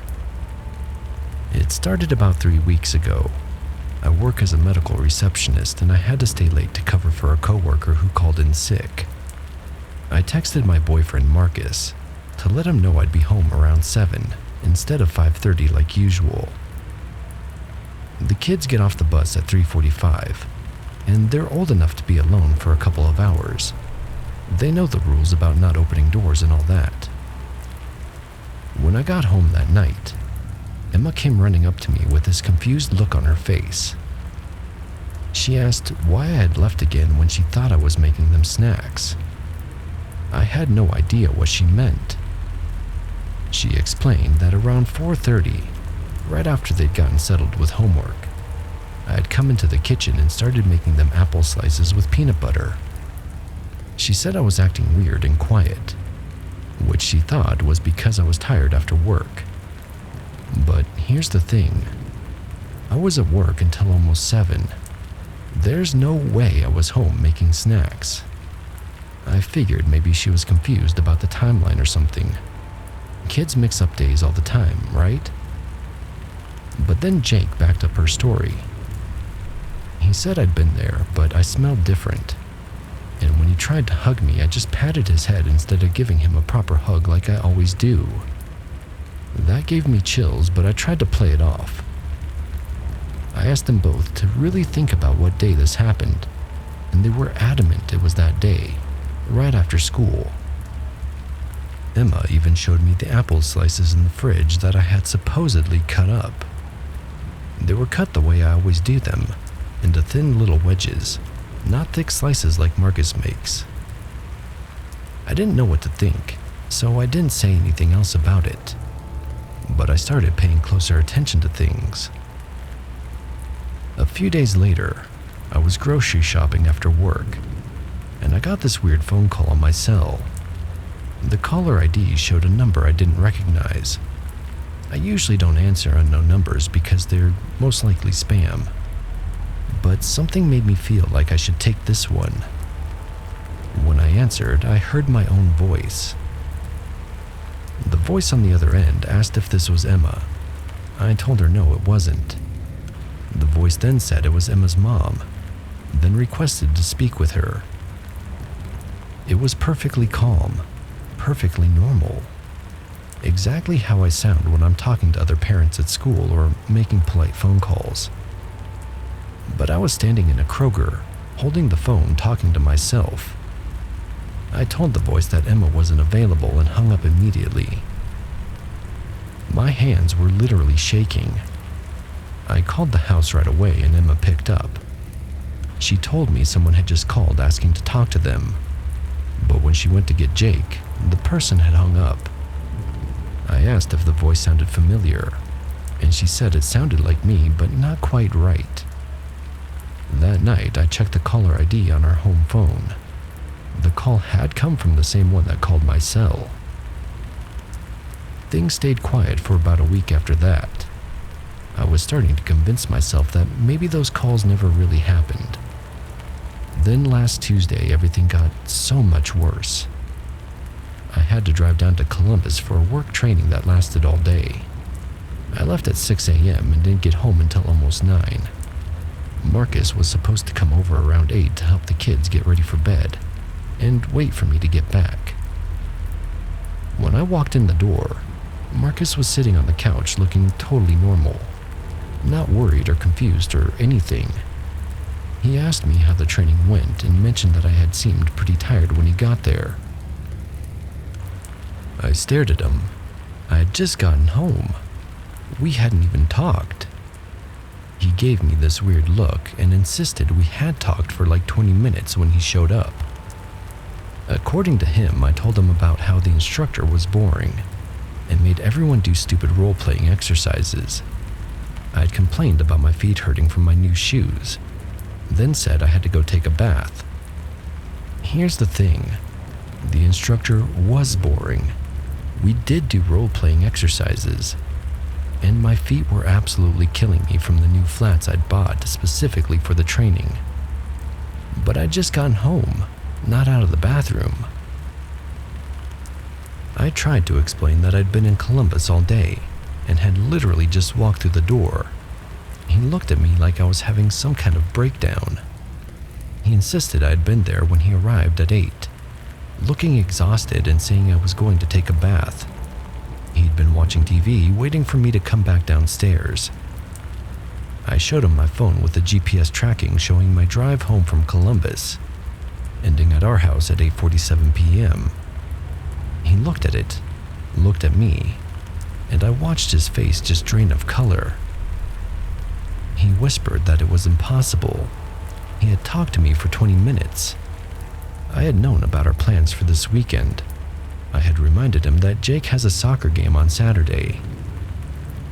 We do have plans this weekend, and Jake does have a soccer game on Saturday. Those are things I would have said. I ran upstairs to check on the kids. They were both asleep, but when I kissed Emma goodnight, she mumbled something about me wearing different clothes. I asked her what she meant, but she was already falling back asleep. Marcus stayed over that night, but he barely slept. I could hear him tossing and turning, and every time I looked over at him, he was staring at the ceiling. The next morning, he pulled me aside while the kids were getting ready for school. He'd been thinking about it all night. When he was talking to whoever that was, they knew everything. They knew about my mom's birthday next week. They knew about the issues we've been having with Jake's teacher. They even mentioned that thing about wanting to repaint the bathroom that we talked about last weekend. Those are all things only I would know. Private conversations between me and Marcus. Concerns about my kids that I haven't shared with anyone else. But Marcus said there was something off. They answered everything correctly, but it felt rehearsed, like someone reading from a script of my life. I don't know what to do. Part of me wants to set up cameras in the house, but I'm terrified of what I might see. Another part of me thinks we should just move. But how do you move from something that looks exactly like you?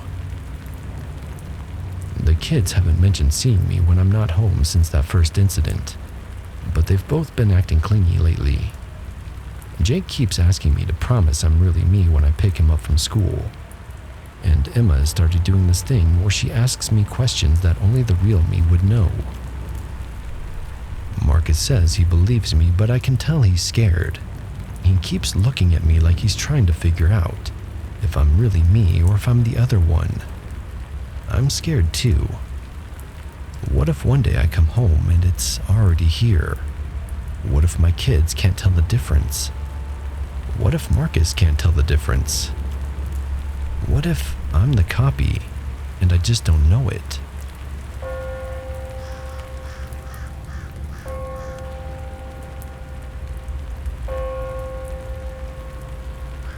This story happened at one of my more recent job places. Sit tight, this one still gives me the chills. I worked at a boarding facility for dogs and cats. From day one, stuff was off.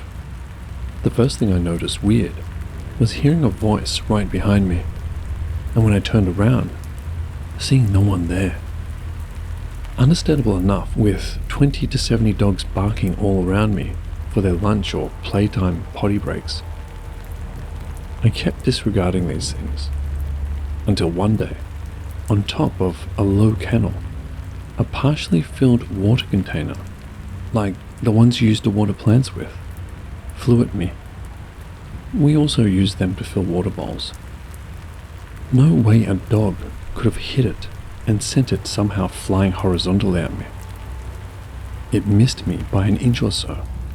I felt the breeze of it flying past me as I walked by, and it hit the kennel across from where it was located, hard. I knew something was up then, but still hadn't paid it much mind. Shortly after, I noticed the metal doggy doors that led from each kennel into an outside run would start swinging when I entered the kennel to clean, or for anything really. I would look at the doggy doors on both other sides. No motion from them. If I stepped out of the kennel, the door would stop swinging.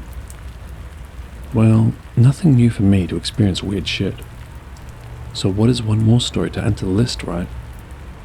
One day a co-worker got mad at me and called me. She said she saw me through the window and asked why I didn't go back and talk with her for a bit. I answered with the fact that I wasn't, nor had I been, anywhere near work that day. She thought I was kidding, went to the front desk to ask, and was told that no one, in fact, had been through at all for the past couple of hours. This happened 3 times with different co-workers, where they would see me from another room or yard and ask why I never stopped to talk on days I wasn't at work.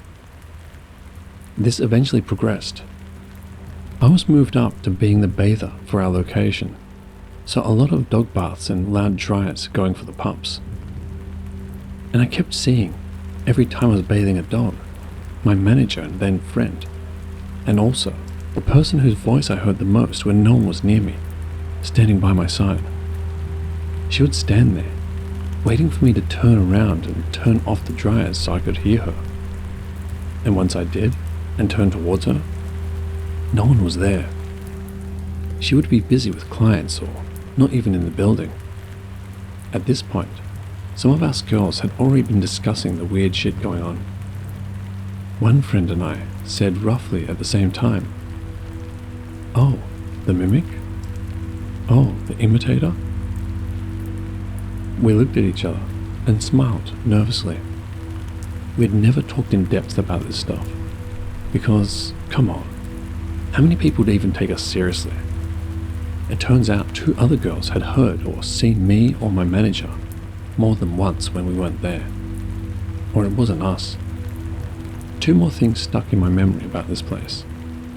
1, we had a storm which led to power flickering on and off. From reception to the back kennel area, where most of the activity seemed to happen, it was visible through a large window so clients could see where their fur babies would be kept. As the lights flickered, the 3 of us stood in reception, past our shift in case we had an emergency. two of us were facing that window. Both of us, at the same time, saw a fast, non-identifiable shadow thing rush past the window, even higher than the top of the kennel doors, which, by the way, are 6 feet tall. We saw this twice during the light flickers. The second thing that stuck was we had radios. We often just forgot to use them or even turn them on. One of my co-workers was outside with the daycare dogs who just play for the day, when her radio clicked. A voice she did not recognize said, "Spot's mum is here for pickup," and cut out. She went to answer, only to realize her radio wasn't on. She got that dog ready and took him to the front, where the receptionist said she didn't call for him. She didn't have any radios on either. We still don't know what it is or was we experienced, but we do know it was out of the ordinary.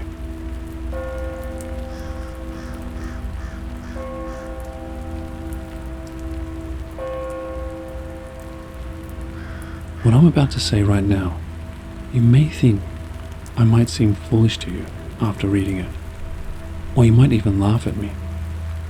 That's totally up to you, and even I don't know whether it was my imagination or something real. When this incident happened to me, I felt a strange kind of fear inside. This incident happened when I was in class 2 in school, and our morning prayer used to take place on the school field. That day, just like every other day, I was doing the prayer, but I had my eyes slightly open, and I was secretly looking at the other students and the teachers. While I was doing that, suddenly my eyes went towards the fencing net in front of the school where there was a tree, and I saw someone standing there. Someone who looked exactly like me. I mean, a boy with my exact face was standing there and looking straight at me. At first I thought my eyes were playing tricks on me, so I quickly shut them, but when I opened them again, that boy was still standing there, staring at me. That's when I began to feel a strange kind of fear from inside, thinking, I'm standing here, but how can someone who looks exactly like me be on the other side of the fence? It felt like a duplicate version of me was there. At that moment, I felt like crying. So many thoughts ran through my mind. What's happening to me? What's going to happen next? And I closed my eyes again out of fear. And then the prayer ended. And when I opened my eyes, there was no one there anymore. After that day, I never saw him again. Now, I don't know what it was, who it was, or whether it was just my imagination. I leave it up to you to decide.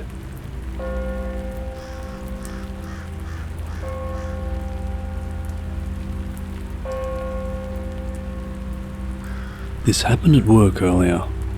I was writing a memo to management, and I was the only one in that part of the workplace. To my right is a fire aisle with 3 rooms on both sides. They are mostly storage rooms, used to store equipment for the overnight cleaning crew. On both ends of the fire aisle are huge double doors. One end is an emergency exit, while the other end is simply an entrance. So there I was writing the memo when I heard this rhythmic pounding from one of the storage rooms, and a bit of shuffling. I then thought, oh, the cleaning crew's here already. I keep hearing it for about 10 seconds when it occurred to me I should have heard them come in through the double doors. By now, I'm a bit scared. I slowly stood up and listened. I could clearly hear the pounding and shuffling inside one of the storage rooms. It sounded like someone was nailing something against the wall. I slowly walked towards the fire aisle and just peeked down the corridor. I could still hear it, but part of me was saying, it's just the overnight cleaning crew. You were so busy writing you didn't notice them come in. As I walked slowly down the aisle, the noise stopped. I eyed all the doors of the storage rooms. They were all left ajar, and I could see the darkness through the cracks. That did it. I didn't go any further. I went out and asked a co-worker if she could walk with me through the fire aisle. I told her what I heard, and she said it's probably the cleaning crew. I just stood by the double doors as she walked down the fire aisle and opened all the doors. The sensor lights inside the rooms turned on. "No one's in here," is what she said. I quickly gathered my things as she waited for me. As I was doing so, the overnight cleaning crew burst through the double doors.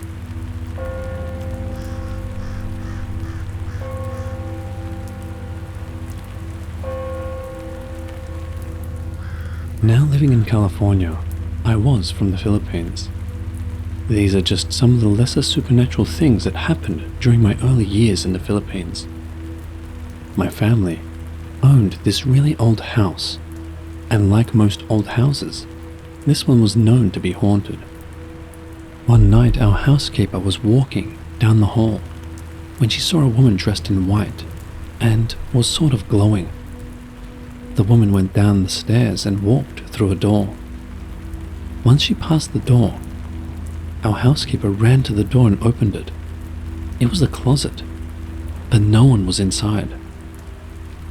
My mum said she was changing my diapers. Yeah, I was that young. After she took the dirty one off and reached for the clean one, she looked back at me to put the new one on.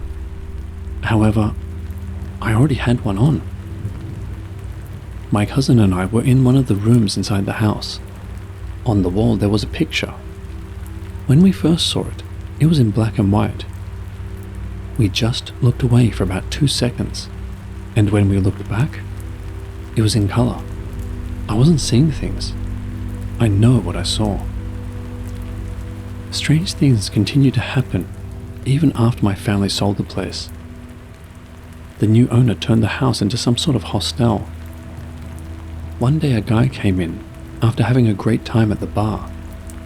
I can't remember how exactly the way this went, but I think the guy saw this white, sort of glowing object over his head. Last I remember, he just passed out. It was probably the woman our housekeeper saw earlier.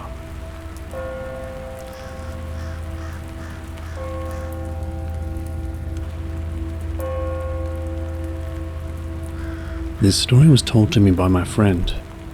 It happened in her old university. I wouldn't mention the name of the school in question as this is a true story, and the school is ready to take legal action against it. Apparently, one student unfortunately died in this story, and it is a matter of assuaging the pain of the family and people involved.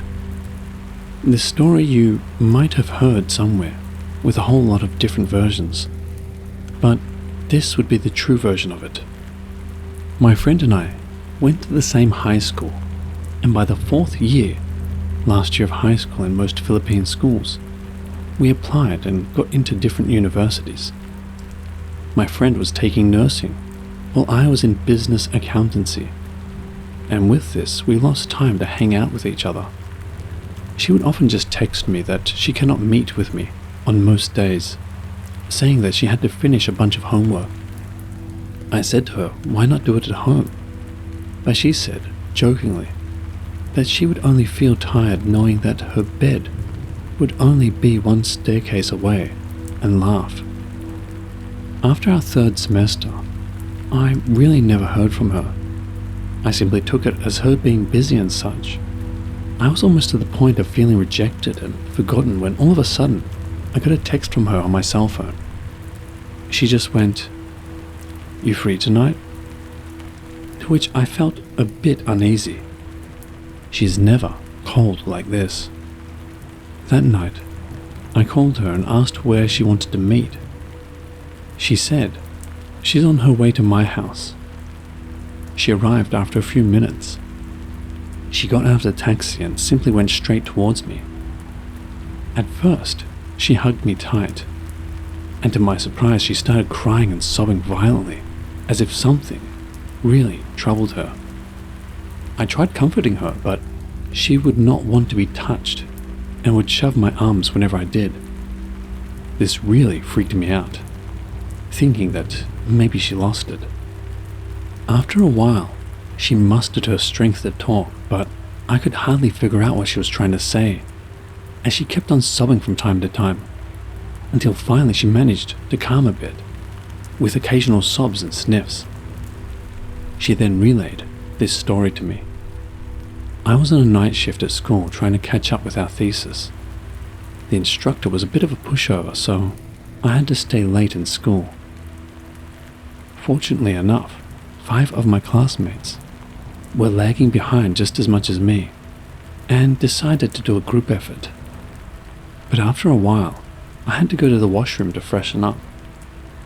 I washed my face, and when I turned to look in the mirror, I saw a skinny, dark figure, and it leaned its face, exposing it in the dim light. It was hairy in the arms and chest, and its face was skinny. I noticed 2 black spots on its bald head, which then appeared to be tiny horns. It flattened its lips, turning them into a grin, and it started to utter some sort of foreign language I couldn't understand. I immediately broke down and cried and held my palms together to pray. It reached out its hands towards me, to which I yelled, "God, God, rescue me," and it vaporized in my sight. I quickly ran out, not closing the door behind me, and kept running.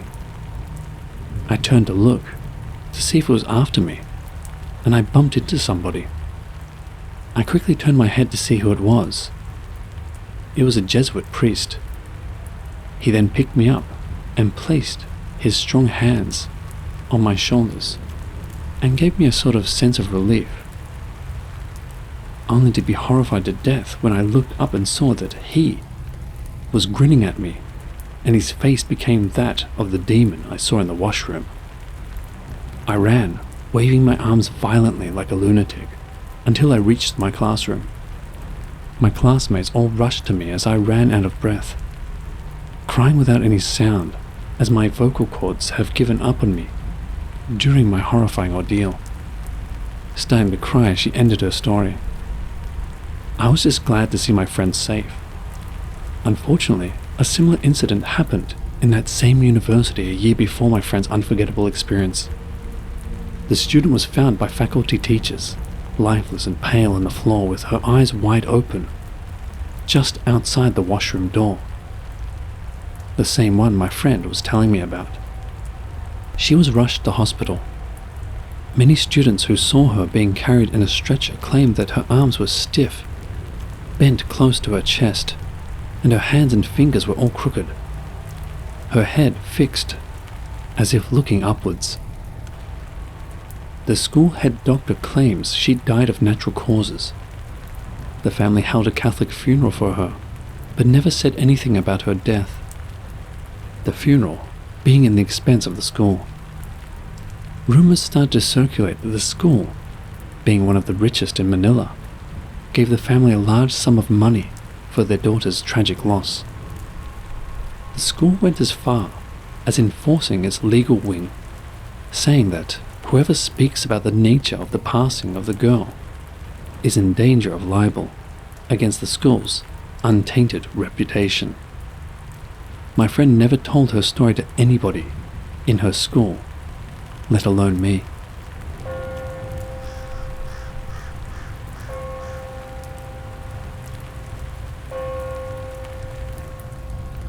I come from the Philippines. This is a true story that happened to a friend of mine when I was in college, back in 1984. We lived in a men's dormitory called Coop Housing, which is about 3 kilometers off, but still inside the UPLB campus. The residents walk to and from their classes because there's no transportation that goes to the dorm. It was built beside a hill, and not very far away one can see the enchanting Mount Makaling. One day while walking back to the dorm, my friend John crossed paths with a very beautiful girl who's carrying some green mangoes to sell. He was so enamored by her looks that he decided to buy some mangoes and tried to befriend her. She seemed quite kind and friendly too, Since then, and for several weeks onward, he would invariably see her in different places in the campus, or on his way home, and whenever he could, he'd buy a few of her green mangoes, which he came to acquire a fondness for.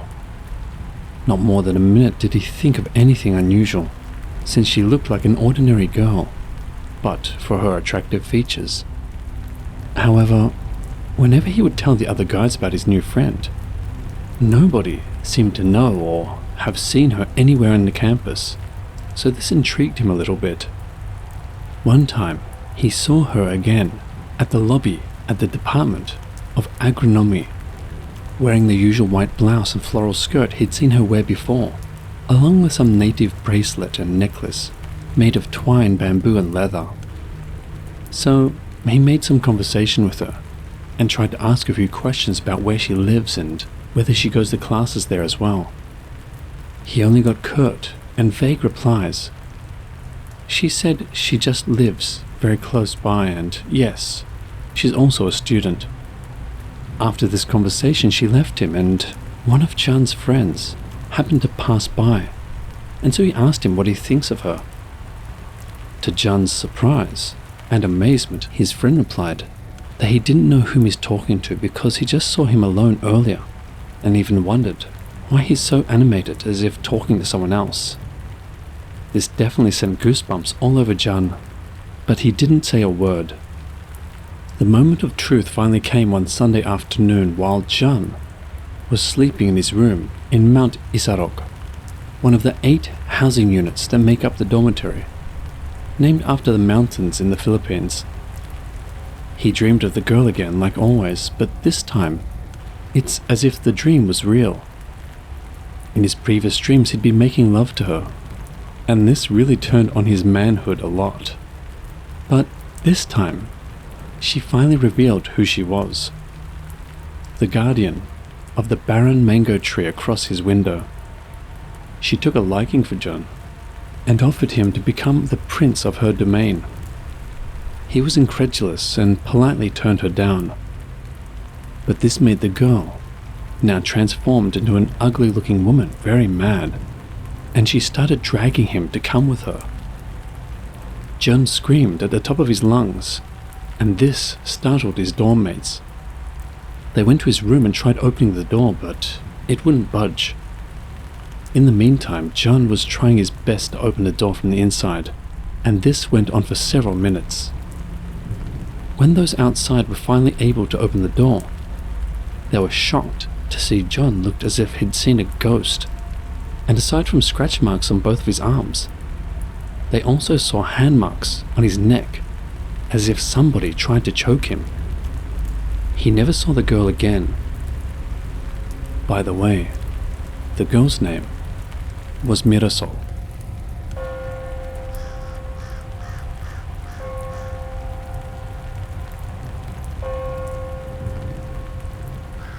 When I was still in the Philippines, my parents would take me and my other siblings to their home province in what you can call the countryside. We always loved going since it really marked the beginning of summer vacation. Away from the city, away from school, and most of all my other cousins. And our clan is huge. So huge that these vacations really turned into family reunions. We, I guess you can say, have a house there, our ancestral home, where my great-grandparents and their parents, and maybe their parents as well, have called home. But the happy togetherness feeling is not what my story is about. And here is where things start to turn, let's just say, weird. On that year, sometime in the mid-90s, not all of my cousins were vacationing. So it was just a few of us. On top of that, it was a wet season, rainy to stormy, most of the time. We were inside the house, unable to play outside due to the heavy rains. And if you were a Filipino kid who grew up in the 90s, you know very well about the blackouts or brownouts, electrical failures that happens during stormy weather. So, as we all expected, a brownout occurred. We children then hurried to light the candles and oil lamps to illuminate the sudden embrace of darkness. This would always turn into a very good opportunity to start sharing ghost stories. Now, I've always been a scaredy young girl, flinching at the slightest squeak or any small sound from a dark corner that I could not readily give an explanation to. My cousins enjoyed scaring the wits out of me when there were brownouts back then, and their stories were so ghastly that the images that they conjured in my mind were just too real. Well, on this particular night, I asked that they do not make their stories so horribly scary to the point that I could not go to the washroom without somebody accompanying me. They would chuckle, but agreed. Then we decided to start our storytelling session. My eldest cousin was the master storyteller. He really knew how to build the right atmosphere that he can really make all of us scream and run for our parents. He has this uncanny ability that he waits for the perfect opportunity and setting, sometimes not saying a word till it is dead quiet, harnessing the sounds of crickets, dogs barking from afar, trees whistling in the dark of night, that sometimes I wonder if it was all coincidence, or if he really controlled these anomalies. As the rain started to lighten, slowly and slowly, until not a single drop were to be heard, my cousin told us to listen as he tells his first story. It was about a young woman who was about to get married, who happened to be a resident of our town, Barrio, back in the days of the Spanish occupation.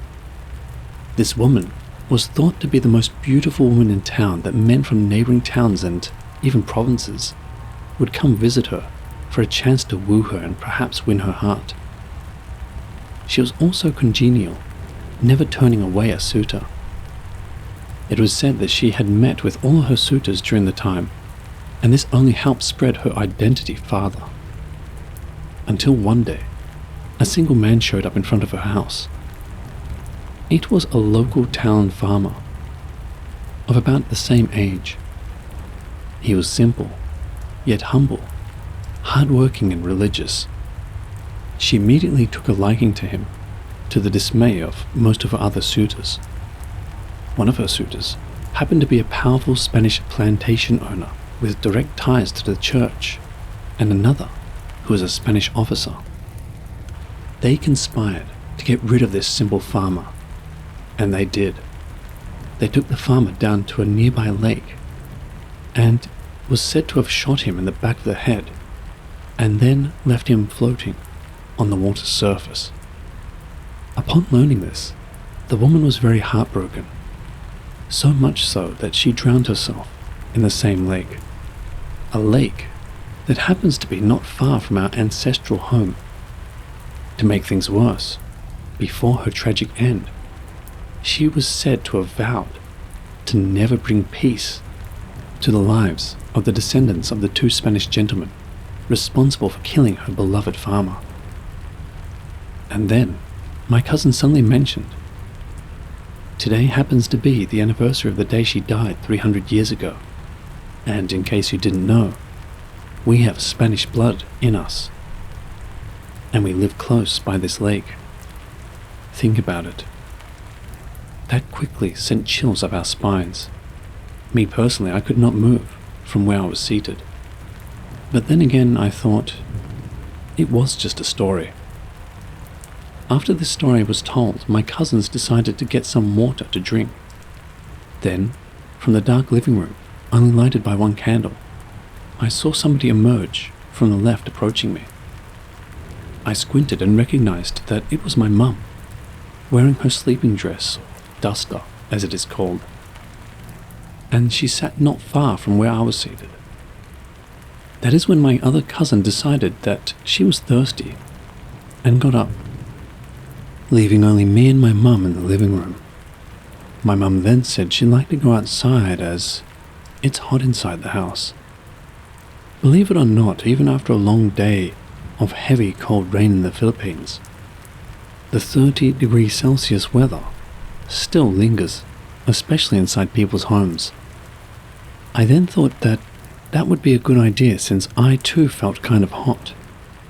The terrace was just outside, although the seats were going to be wet, so I knew my mum wouldn't want to sit there. Inside, I could hear that all my cousins had come back from the kitchen, and they were all calling for me. One of them asked where I was, and I yelled back that I'm outside, on the terrace, and they started calling me to come inside. My mum then looked to the lake. After hearing about the story, I asked my mum if the stories were true. I was surprised when she nodded, thinking my mum couldn't possibly believe in such stories. She started walking towards our garden, which is, strangely enough, the direction where the lake is. The flowers were in full bloom, especially with all the rain that we'd had lately. And at that time, I also felt like checking out the beautiful red roses that were fully in bloom. My mum glanced her head back, and I caught a glimpse of the side of her face that would be etched into my memory. Just blank white for eyes, and her mouth stretched to her earlobes and began to smile. That is when I woke up from what seemed to be a stupor and heard my cousins hysterically shouting, "Christy, hurry!" Before I could make sense of it all, I just instinctively started running towards them, and I began to cry when I realized I had walked outside the confines of our house, and it was halfway towards the lake, and, to make matters worse, I was being followed by what seemed to be a floating white dress. I did not bother to analyze who or what it was. I just kept running towards my horrified cousins, who, from inside the house, were peering out the window. I then recognized my sister, crying while shouting. When I got inside the gate, apparently I got the gut feeling that I wasn't being chased anymore. My aunt's dogs were suddenly baring their teeth, growling to whoever or whatever was behind me. Being a religious family, the gate was also adorned with crosses. By the time I got inside, we all heard the most sinister laugh.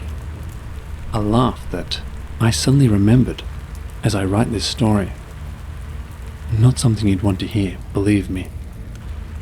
I continued crying while all my other cousins came to me, reassuring me that I'm safe now. It was such an unforgettable story that every time I recall the event, I can't help but wonder, what would have happened if I did not hear my cousins yelling?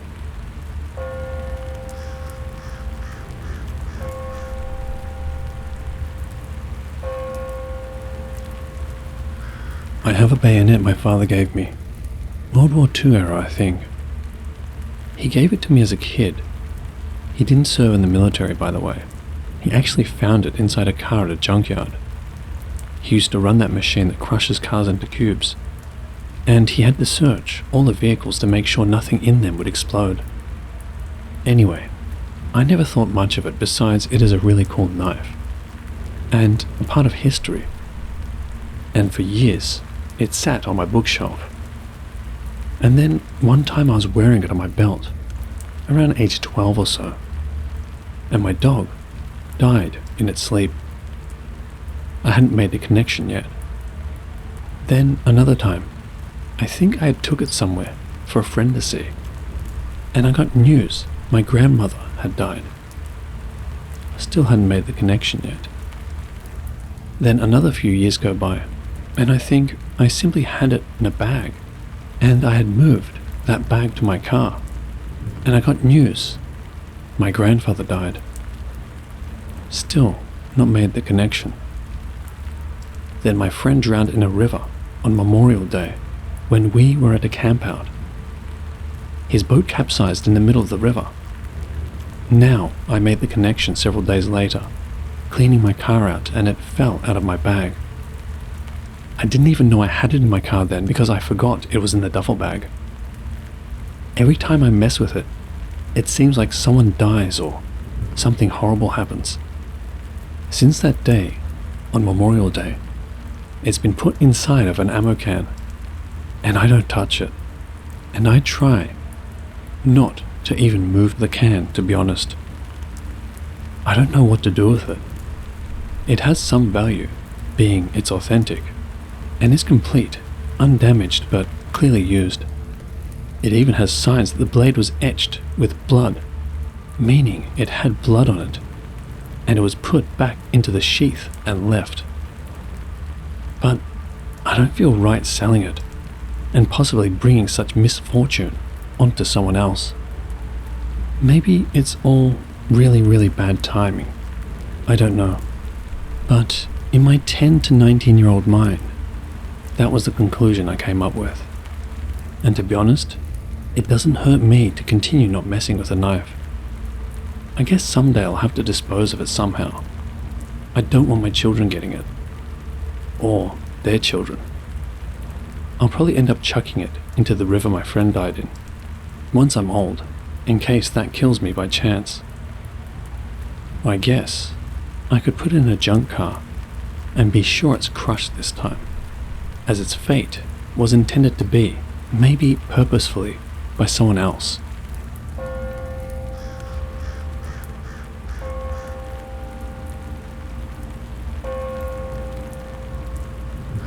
I just want to share a story that happened with a guy who stayed in the same dorm I was staying at in college. I didn't know him personally, but what happened to him was the talk of the dorm at the time. His room was above ours, I think directly above ours. Our dorm rooms are long and narrow. Upon getting in, you have 3 connected bunk beds attached to the wall on the right, then cabinets and desks on the left. At the end of the room, opposite the door, is the window. Typically 6 people occupy the room. Let's call the main guy in the story Jake. He lives in the city. Our campus is in the province, 2 hours away. One day he randomly saw an old metal artifact on the street, and he picked it up. Amused, he put it in his pocket and brought it back to campus. We usually call those artifacts Unting, and it is believed to grant the holder the power of invincibility or some other kind of ability. But after he brought it to the dorm, strange things started happening to him. Some things I remember were he always sensed that someone was behind him, like close behind him. And when he went up the ladder to the top bunk, he felt hands pulling his ankle down. At first, he's the only one who experiences this, but after a while, his roommates also feel it. Afterwards, they started hearing noise from the cabinets. I think it was either a banging noise or someone moaning. The last straw for them was about the huge, full-body mirror they have attached to the door, when they suddenly found it hanging on the window, the other side of the room. They all freaked out, so they went downstairs to the 2nd floor and left the artifact on the study area table in the hallway. As they got back to their room, they hear a small, clanking metal sound. Alas, the artifact was suddenly under the bed. When all this was happening, Jake was so stressed and had a glazed look in his eyes. He was so out of it. I don't know why he still has the artifact when all those things were happening.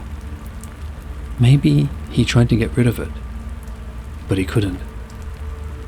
After a few weeks, I heard that Jake moved out of the dorm, and I never heard anything about him since.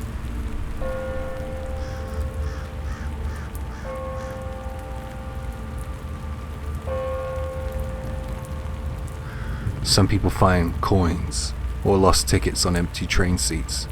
In this next story, someone kept finding something else. Something bound, deliberate, and meant to be found by the wrong person. Whenever 3 conditions line up, something unsettling happens to me. 1, I'm traveling alone. 2, the trip isn't related to school life. And 3, I'm on the train. This is the most extreme example. It was the day I took the subway to attend a trial lecture at university. The cabin I boarded was unusually empty. No loud commuters, no cluster of students, just that thin metallic hum you hear when the train is moving with hardly anyone on board. That's when I noticed it. On the seat directly across from me was an envelope. At first I thought it was just lost property, maybe someone's documents or a letter. I thought I would hand it in at the next stop, so I picked it up without thinking. The paper was thick, slightly rough, the flap unsealed, and covering almost every inch of the surface, written in cramped, neat handwriting, were names, dozens of them, maybe hundreds. They looked like real people's names. The envelope wasn't flat either. Inside, something bundled together shifted slightly when I tilted it. The moment I felt the weight and texture of it, the thought dropped into my head, clear as anything. This is a cursed object, and the thing inside is hair. I didn't even want to open it to check. As soon as I stepped off the subway, I went straight into a convenience store, bought a pack of salt, and put the envelope in a plastic bag, and I poured the salt over it until it was buried. There was no way I was bringing that home. I left it still in the bag, in a nearby garbage collection area. I felt a bit guilty. What if it was someone's forgotten item? But everything in my gut told me to get rid of it. I thought that was the end of it, but 3 months later, after taking an entrance exam, my mum had accompanied me. On the way there, but I was going home alone, I saw another envelope. It was on a different line, a different seat, but I knew straight away what it was. The handwriting was different. The number of characters in each name varied, so it wasn't the exact same envelope, but the structure, the feel of it, was identical. I dealt with it the same as I dealt with the one before. A week later, I had another exam at another university, and there it was again. Same kind of envelope, same feeling in my chest when I looked at it.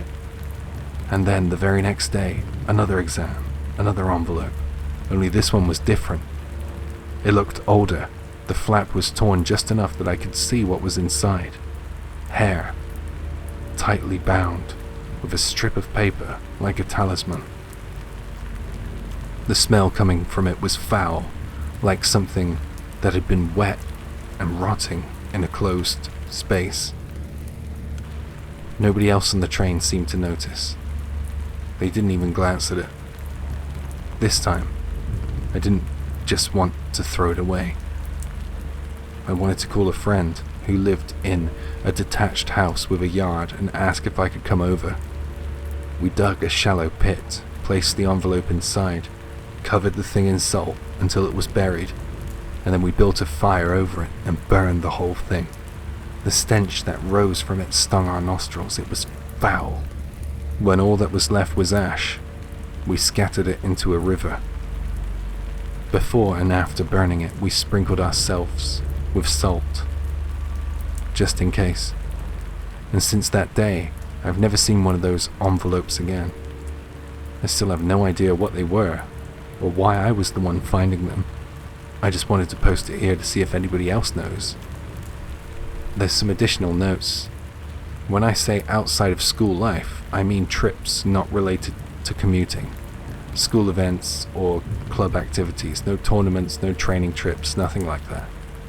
Also, there's this other thing. Whenever my mother and I travel, just the two of us, by train, we always seem to encounter someone in trouble and end up helping them. During the trip to that first exam, for example, on the way there, we gave direction to 2 foreign tourists. On the way back, that was when I found the envelope. One last detail. Whenever I find one of these envelopes, the train car is always, without fail, strangely empty. It's almost like everybody else knew not to get on.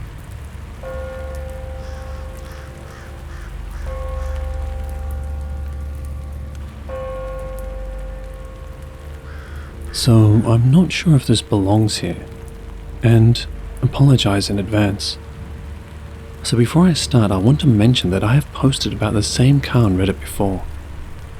Now, I currently own two vehicles, a 2008 Mitsubishi Lancer and a 1998 Nissan GU Patrol. The car in question is the Lancer. Now, a quick backstory. The car was bought by my sister back in 2014, and she owned it up until 2019, when she upgraded to a Jeep. During this time, my sister had many strange, creepy, and terrifying experiences on the road at night with this Lancer. Any other car was fine, but something would always happen when she was driving this Lancer, and this Lancer only.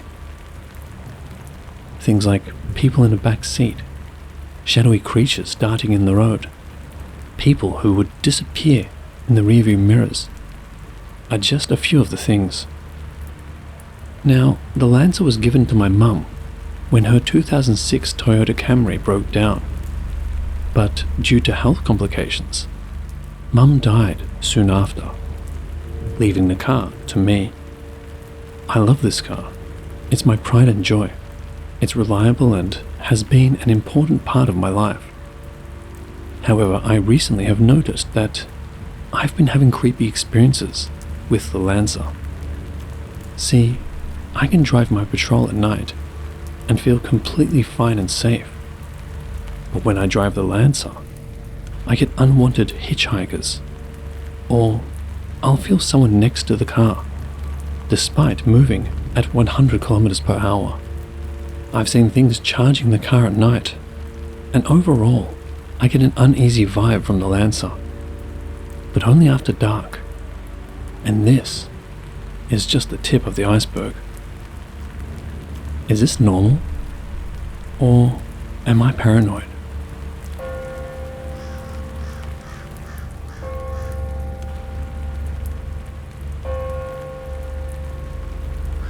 This story was submitted online by a female in her 20s. The location is an unnamed temple in Saga Prefecture.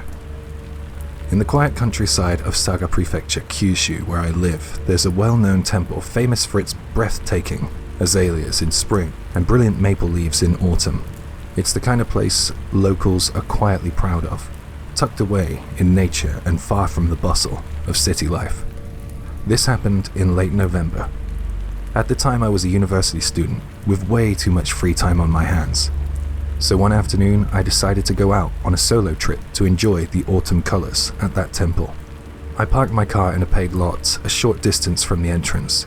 From there, a gentle sloping road led uphill towards the temple grounds. Along the roadside, many local residents had set up simple stalls in front of their homes, selling homemade manju, sweet buns, fresh vegetables from their gardens, and hand-carved wooden crafts. It felt peaceful and nostalgic, like one of those timeless rural scenes that almost makes you forget what year it is. After walking for about 10 more minutes, I reached the base of the temple's main staircase, a long steep set of stones stretching up into the mountain. Both sides of the staircase were lined edge to edge with azalea bushes. They weren't blooming in November, but I could imagine how spectacular the view must be in spring when they explode into color. There was a sign pointing to a side path for a gentler route up the hill. But since this was my first visit, I thought I'd do things properly and climb the stairs from the front. Halfway up the staircase, I passed an old man carefully ascending one step at a time, gripping the handrail for balance. "You young people really do have it easy," he chuckled, smiling kindly as I passed him. I smiled back, pretending I wasn't already breathless. Truth be told, I was struggling. My lack of exercise was catching up to me fast. It was around this point, somewhere in the middle of the staircase, that I noticed something odd. A pale blue handkerchief lying on one of the upper steps. It was dainty and elegant, with lace along the edges, the kind of thing you'd expect a well-dressed older woman with a parasol to carry. I bent down and picked it up. If I leave it here, someone might step on it, I thought. I'll bring it to the shrine office later. Without thinking much of it, I folded the handkerchief neatly and tucked it into my coat pocket and continued up the steps. I had climbed about 20 more steps when it happened. Despite the clear skies and the warm sun shining down on me, I was suddenly overwhelmed by a deep chill, a cold that seemed to grip me from the inside out. Maybe the air is cooler up here, I thought, naively. But then the cold didn't go away. In fact, it got worse. My hands started shaking. My fingertips trembled violently. I began to feel like I couldn't breathe. No matter how hard I tried to suck in air, it felt like my lungs weren't responding. My chest tightened like it was being squeezed in a vice. It reminded me painfully of the asthma attacks I had as a child. That terrifying feeling of slowly drowning in plain air. Panic set in. Terrified I'd fall backward and roll down the stone steps, I dropped to my knees and braced myself against the cold stone. But it didn't help. My symptoms kept worsening. My teeth were chattering so hard I could hear the clacking echo inside my head. Then my vision began to fade. A fuzzy darkness crept in from the edges of my sight. I thought, I'm gonna pass out, right here on the stairs. And then, I finally caught up to you, came a cheerful voice from behind. Instantly, like a switch had been flipped, the suffocating pressure in my chest vanished. My lungs filled with air. I gasped and I looked up. It was the old man from earlier, the one I had passed by on the steps. He was breathing heavily, a friendly smile on his face. Somehow the freezing cold I had just felt moments ago was gone, without a trace. What the hell just happened? Still shaking, I continued up the stairs, passing the first signs of autumn foliage. I tried to shake off what had happened. Maybe it was just a panic attack. And I stretched my arms high above my head as I walked, trying to feel normal again. Eventually I reached the main hall of the temple. I stood in front of the offering box, pulled out my wallet from my coat pocket, and along with it, out dropped the handkerchief I picked up earlier. I crouched to retrieve it, and I noticed something strange. The handkerchief wasn't flat. It was lumpy, like something had been folded inside. Curious, I began to unfold it, and tiny white pieces spilled out like dry petals on the wind. Startled, I crouched lower to examine them. They were fingernail clippings, human nail clippings, curved and jagged, like the ones you'd trim off with a nail clipper. What the hell? Disgusted, I picked up the handkerchief again, and that's when I saw it.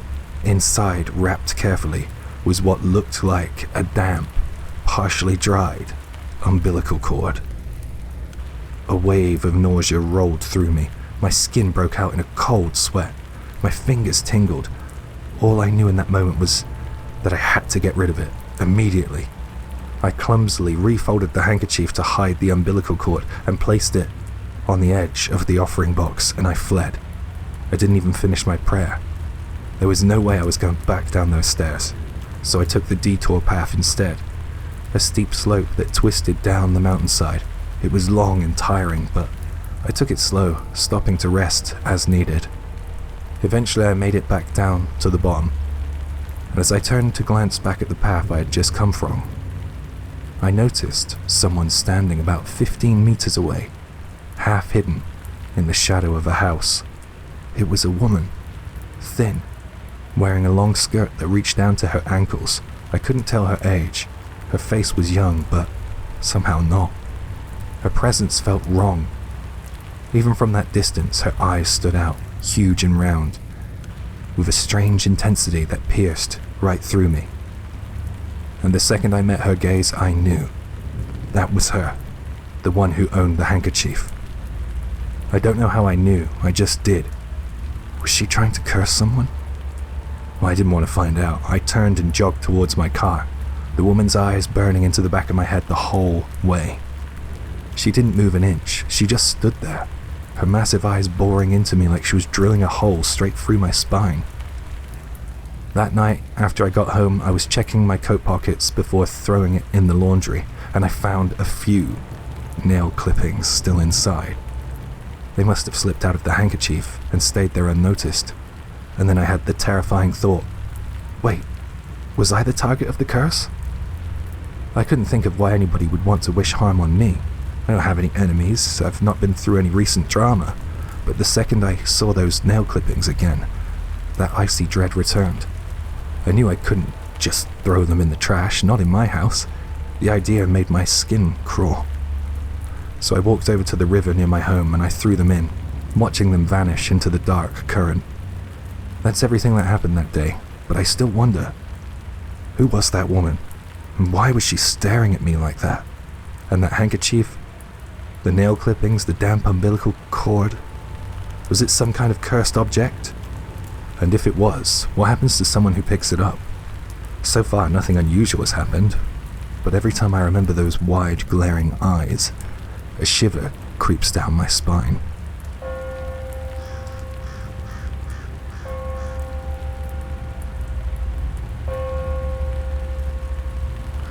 When I was in high school, I used to pick up coins off the street all the time. I had a good knack for finding cash. It wasn't the smaller denominations of money, you know, like your 10 yens, 100 yens. No, it was the good stuff. The gold, 500 yen coins. I found about 4 to 5 of them one day. They were just lying there, in the road. Usually when you find something, you get a sense that it has been dropped by someone. You know, like a pack of smokes, a wallet, or a phone. These coins were spaced out over a distance of about 2 kilometers. Plus, the coins were in a straight line. It was almost as if they were leading me somewhere, like the breadcrumbs in Hansel and Gretel. As I was a poor student at the time, I gleefully picked them up. I followed the line of coins from the pedestrian crossing near my house, right down to the nearby river. I'm older now, and if I saw that nowadays, then perhaps I would report it, because it does seem a little weird in hindsight. But as a high school kid, I just thought of the opportunities. I could buy myself a game or something secondhand.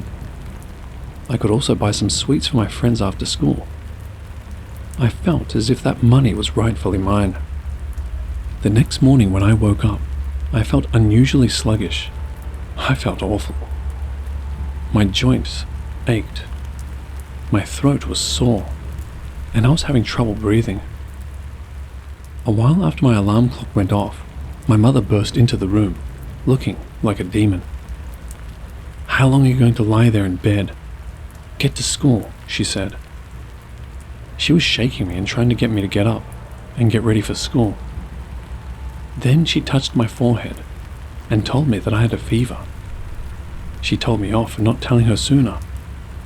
I asked her not to shout because I also had a headache. She left my room and came back with some medicine. "Thanks, Mum." I thought, why do mums always become so nice when kids are sick? Why can't they be nicer more often? Thinking back on that makes me laugh. My mum was always nice. I think I was too young to notice all the things she was doing for me at that age. Anyway, the following 3 days were terrible for me. My fever continued to rise and showed no signs of stopping. I was so sick that I couldn't even hold my water down. My parents were so concerned for me that they took me to a hospital. As soon as I was in the hospital, the fever went away. It was amazing. The doctor was puzzled and told me that I was okay to go home after just one night there. Mum came to pick me up in the morning, and she asked me what I wanted to have for lunch. We were driving to a nearby family restaurant, and then something terrible happened. That was the moment that a car came across into our lane and collided with us head on. Mum broke 3 ribs. I fractured my right tibia and right arm. Just as quick as I was out of hospital, I found myself back in. We also heard that Grandma and Grandpa's house had caught fire. They were both fine, and the fire damage was minimal, but nonetheless, it was a terrifying week for us. We were all suffering with some kind of misfortune. My grandma was going on and on about us being cursed. She didn't see the accidents as coincidences. My grandparents are deeply religious, and they went to consult their close friend and Buddhist priest. When I think back to her saying, it's a curse in the hospital room, I can't help but smile.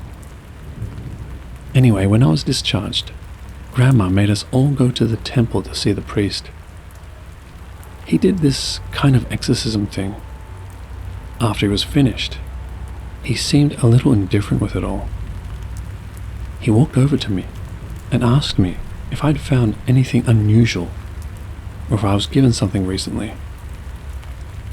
That's when it clicked. He saw my realization and smiled at me, like he knew. Then he explained, "Careful what you pick up. A long time ago, people would intentionally drop things in the street to get rid of negative attachments and evil spirits. It could be cursed objects too, like money, rings, or whatever. The idea was that the person who disposes of the object passes on their bad luck to the person who picks it up. It's like the item brings about misfortune to the scapegoat who takes it home. In this case, I'm guessing that's you." With that, the priest left us. I never believed in the supernatural or the paranormal until that day. But there was something convincing about the priest and all that happened to me and my family.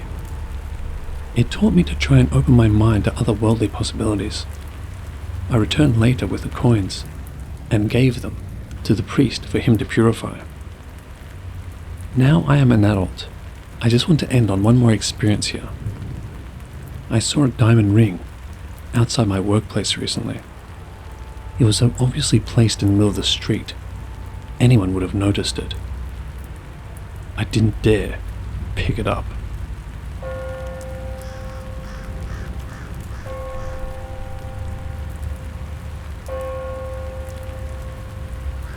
Not too long ago, I think about 2 months back, I bought a second-hand TV for 2,000 yen in a local store in my neighborhood.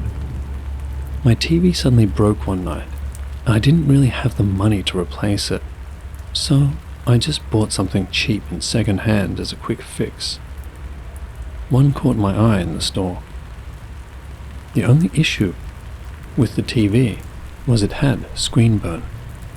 For those who don't know what screen burn is, basically screen burn, also called image burn or ghost image, appears when a TV or other screen shows the same picture for too long. This can cause parts of the screen to get stuck, leaving behind a faint, permanent shadow of that image, even when you switch it to something else. For the price of 2,000 yen, or 13 American dollars, I didn't really mind the screen burn because other than that, it worked completely fine. When I got the TV home and set it up, I took a closer look and tried to figure out what had been burnt into the screen. To me, it looked like this TV had been used as some sort of security camera live feed because it was portioned into 4 separate boxes. When I was watching TV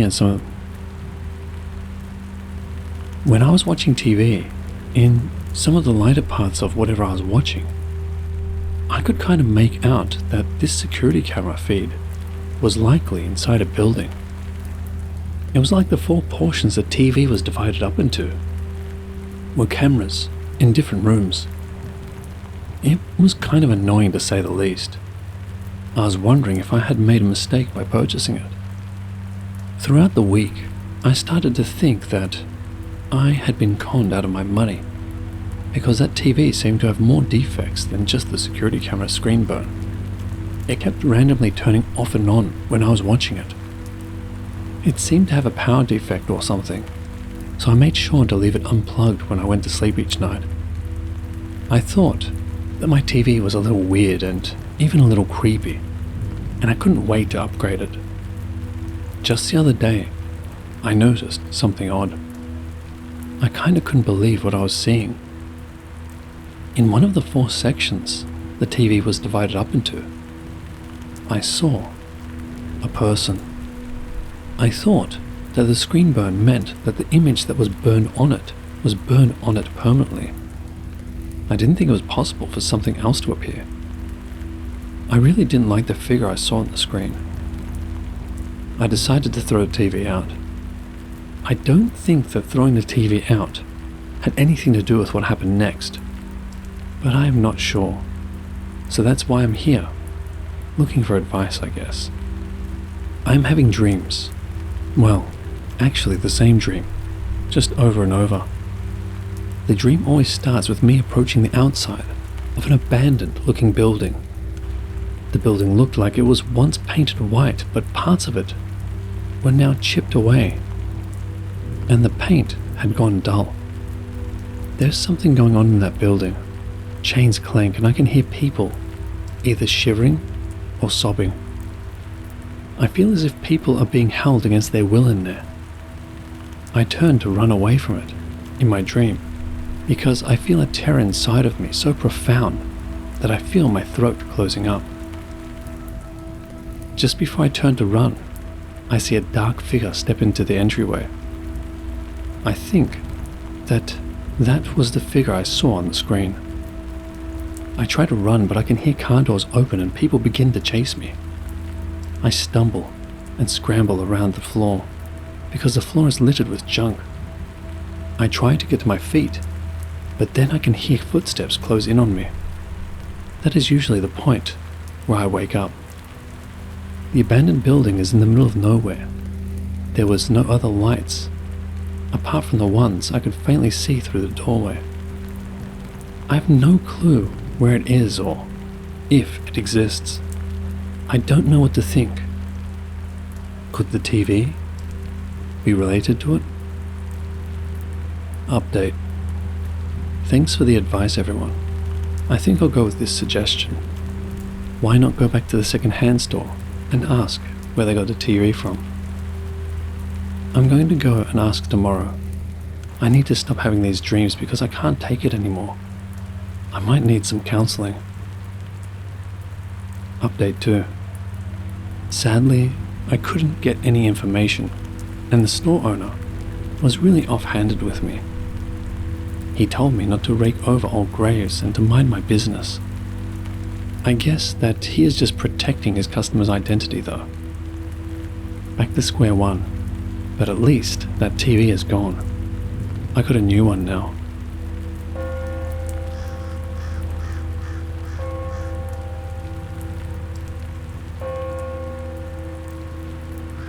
Something happened, and I've always been skeptical. Until today. I am an undertaker, and have been for the past 8 years. I've always been skeptical when it comes to the afterlife, especially the paranormal. But today, something happened that I cannot explain.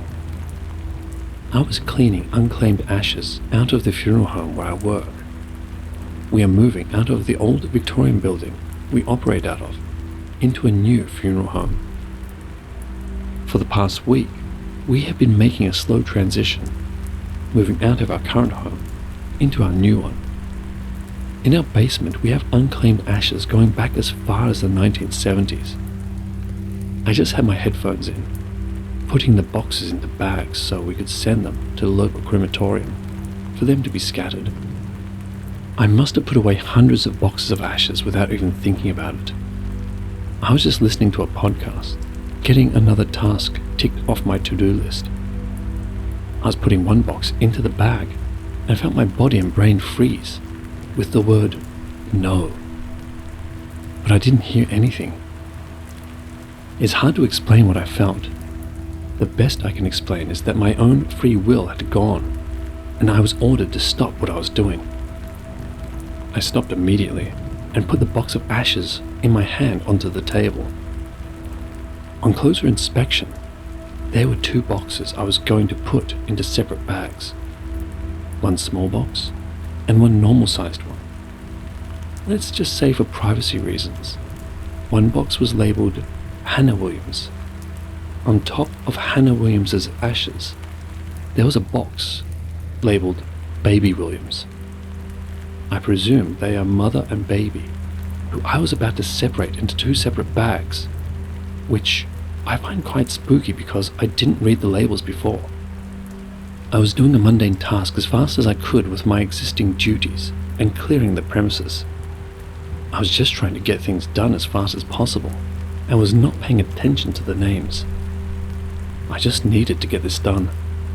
So, yeah, I cannot explain this for the life of me. I cannot come up with an explanation for this. I'm not scared, nor am I excited about what I felt. I just feel confused about the whole situation.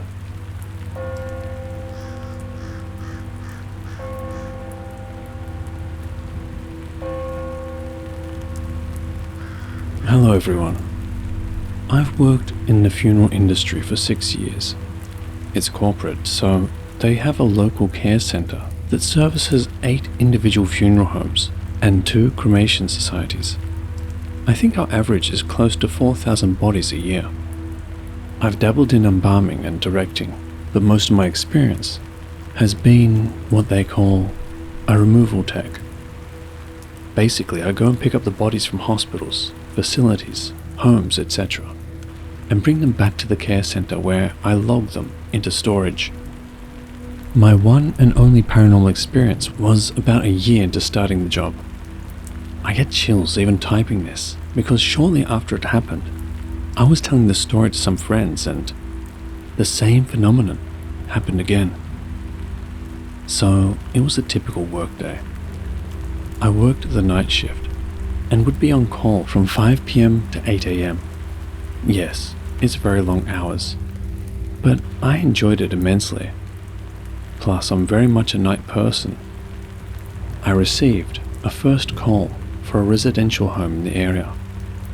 The deceased was a woman in her late 50s.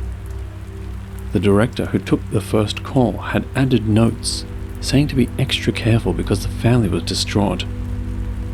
I arrived at the home and spoke to the daughter and son. The deceased had died in the back bedroom and had fallen against the door. The woman was fairly obese, 320 pounds or 145 kilograms, and the fire department had to break the door to the bedroom down to get to her. After assessing the situation and going over paperwork with the family, I explained that we would not be able to get the gurney into the room. Small hallways and tight corners are a nightmare for us in the industry. I explained I would have to set the gurney up in the living room and bring the deceased out to the gurney and advised the family to step outside while me and my partner moved the body. It was a typical day at work so far.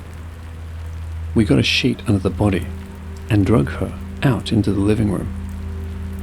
I had to set up the gurney in the middle of the room, and right above us was a chandelier.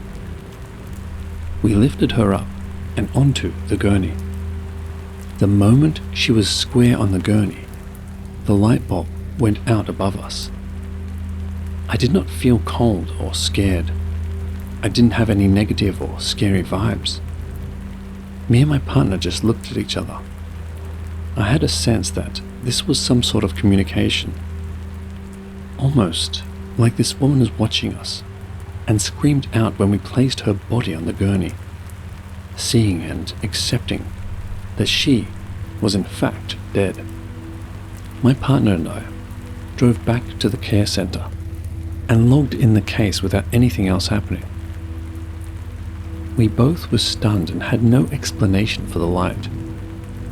A month later, I was visiting some friends and told them the story.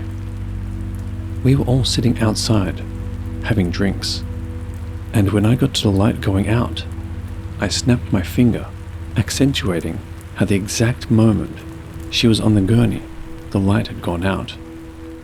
Guys, when I snapped my finger, all the little plastic lawn lights went out. I honestly couldn't believe it. Since then, nothing else has happened, and I've told the story to other people with no paranormal activity. Did this woman stay with me for that month after? Or was this another spirit? Out of the thousands of bodies I've picked up and crazy situations I've been in, I've never had anything like this happen before. Just makes you wonder what's really out there. Edit. There is a part of the story I left out that I feel should be included. When I had asked the daughter to step outside, she initially declined and said she had lost 3 loved ones in this house, and her mother would be the 4th. I thought this was odd, and she didn't expand on this. When I began prepping the gurney with plastic, the family did decide to step out, however. I did not make this upcoming connection until days later, after talking to family members about my experience. The chandelier above us had many bulbs, maybe 7 to 10. I do distinctly remember a few bulbs already out when I looked up initially. Days after remembering what the daughter had said, I want to say that there was 3 out when we first walked in. That would make 4 out when we left the home. Very eerie indeed.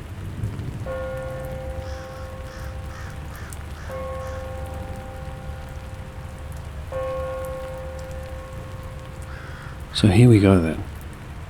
For those who aren't aware, funeral homes have small apartment spaces in them. Folks who work there, usually the owners, live there. But my uncle and I, because the owners are family friends, my grandfather was part owner before he died, lived there rent-free and worked there. The living place was pretty much a college dorm. 1 bedroom, 1 bath with a living room, and a kitchenette. My uncle was showering one night, and I had to take a serious crap. This was a few hours after we had closed. The month was October, and for some weird reason, death seems to be more present around the end of the year. I only say this because all my life, when Paw, yes, I called my granddad that, was alive and worked there, he'd always be busy from October to around Valentine's Day. So we had a couple of bodies in the dressing room, and one that the owners had embalmed in the embalming room. I'm trying to be discreet about the whole funeral home business thing because I'm trying to be as respectful as possible about it. So anyway, I'm this close to shitting my pants, so I decide to use one of the toilets in the funeral home. I walk through the garage and enter into the back hallway, where employees only are allowed, and immediately I see this big black shadow-looking humanoid standing guard outside the door to the embalming room.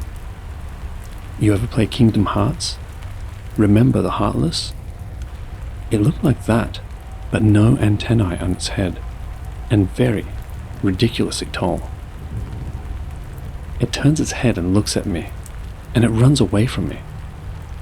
It crouched into fetal position in a corner at the other end of the hall, and when I went to that corner to tell it that I meant it no harm, and its body would not be defiled, it disappeared just before I could say anything to it. I held my number 2 until the next morning though.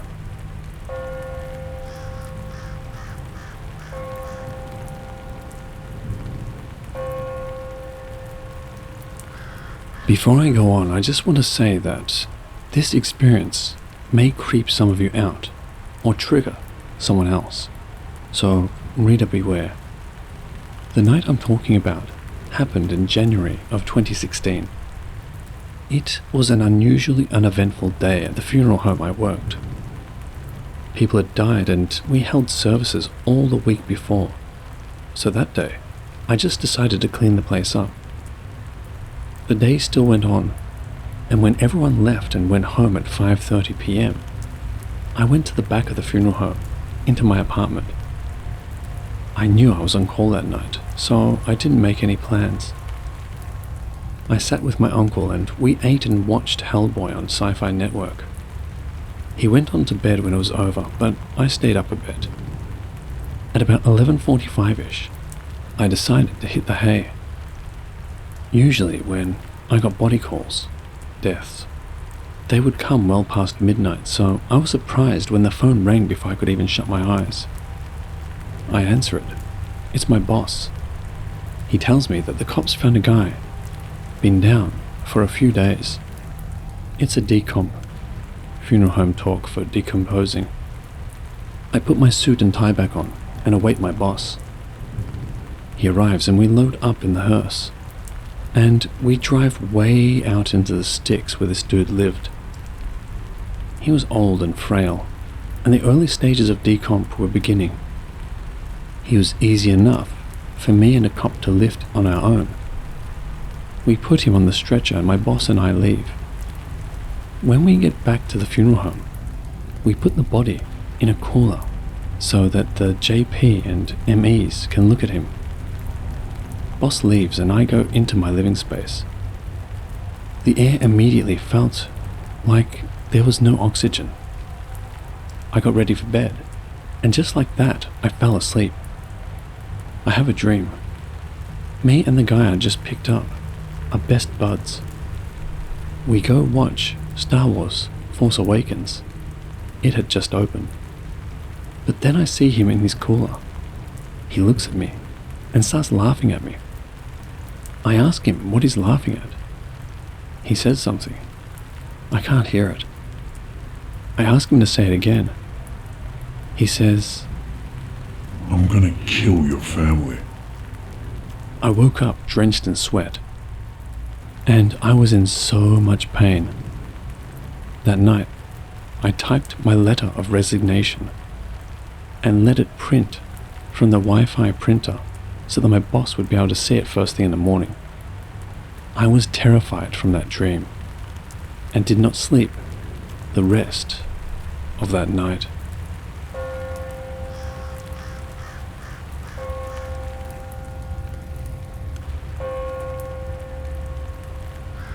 I work in a funeral home as an undertaker/mortuary technician.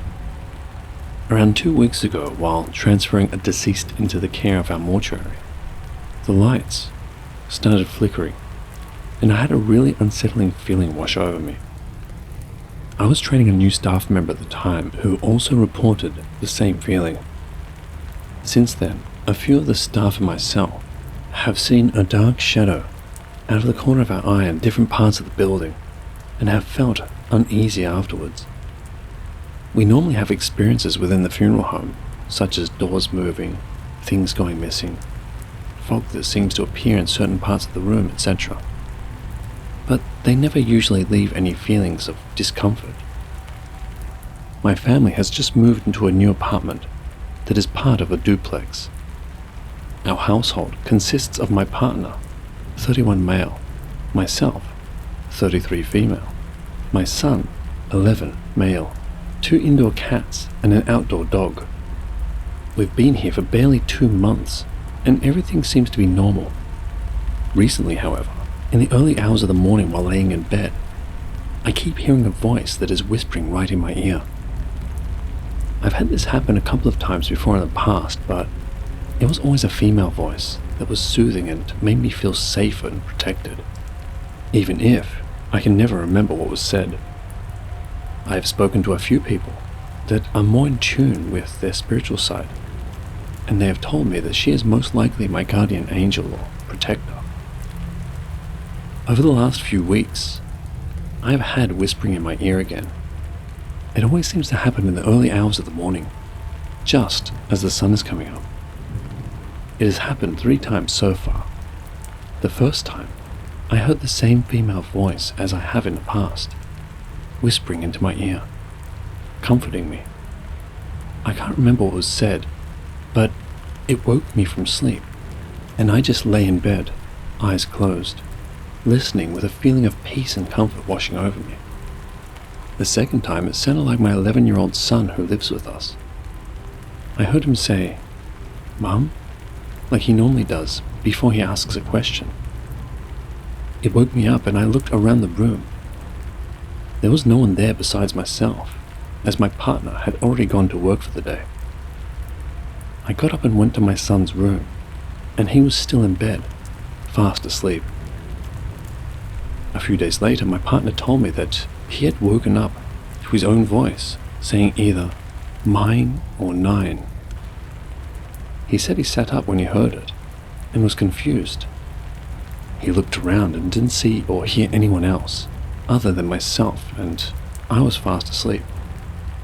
Yesterday afternoon, I was home alone, as I've had the week off due to pneumonia. I was laying in bed with the door closed and was almost asleep when I heard knocking, either on the bathroom or bedroom door, which are right next to each other.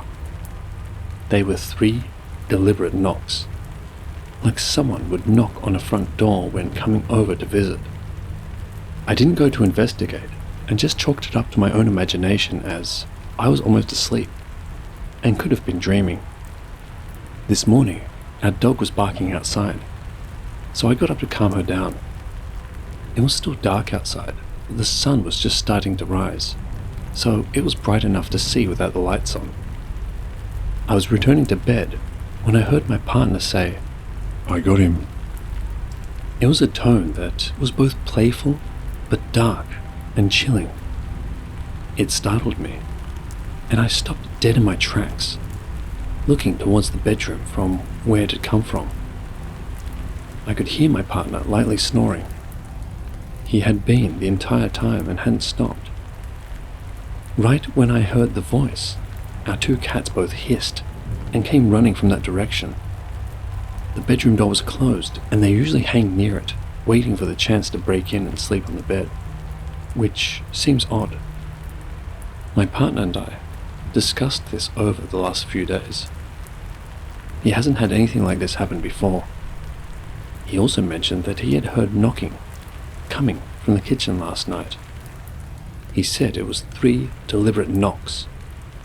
I hadn't mentioned to him prior to that about the knocking I had heard only a few hours earlier. During all of these experiences, we have checked security cameras to see if it could be someone outside or one of the neighbors. They have also all happened on the opposite side of the apartment from where the other unit connects, so we're pretty confident that this isn't our neighbor. Is it possible that I have brought something home with me? And what could it be? Should I be worried? Has anyone else had a similar experience? If anyone would like to discuss or shed some light on this, I would greatly appreciate it.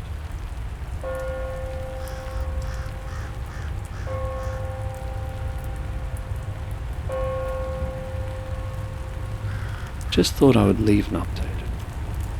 Since posting this and actioning some protection advice that was offered, we haven't heard any whispering or knocking, which is great. However, I have been feeling increasingly drained, mentally and physically, even with a decent 8-hour sleep each night. I can barely survive at work from 2 p.m. onwards. I'm fighting exhaustion on a daily basis. Even though I've boiled this down to the pneumonia I had 2 weeks ago, I thought it may be worth mentioning. Yesterday afternoon at work, I was talking to my colleagues when I noticed a strange feeling of pressure in my left shoulder blade. It felt like a really scratchy, scaly hand was touching it. I kept brushing it away, putting it down to the possibility of it being some stray cat fur that may have gotten stuck in my cardigan that was poking through my shirt and irritating me. It kept happening over and over again as I tried to brush the feeling off my clothing, and even when I slipped my hand down the back of my shirt to try and source what the irritation was, but I never found anything. I became extremely frustrated, and it eventually stopped. That evening I went home, had dinner, and promptly fell asleep on the lounge. My partner woke me up later to move me into the bedroom. He mentioned that he had made our lunch for the following day, etc., and then mentioned that while doing all of this, he had felt a hand pushing into his left shoulder blade. He said he thought it was me trying to spook him, and turned around to try and catch me out. I wasn't there, so he checked the lounge and found that I was still fast asleep. It definitely wasn't me. One of my colleagues is very in tune with her spiritual side and has mentioned within the last week that she had seen something on her shoulder while she was washing her hands in the bathroom and was looking in the mirror. What are all your thoughts on this? Perhaps there are multiple energies attached to me. Things seemed to be getting a little stranger.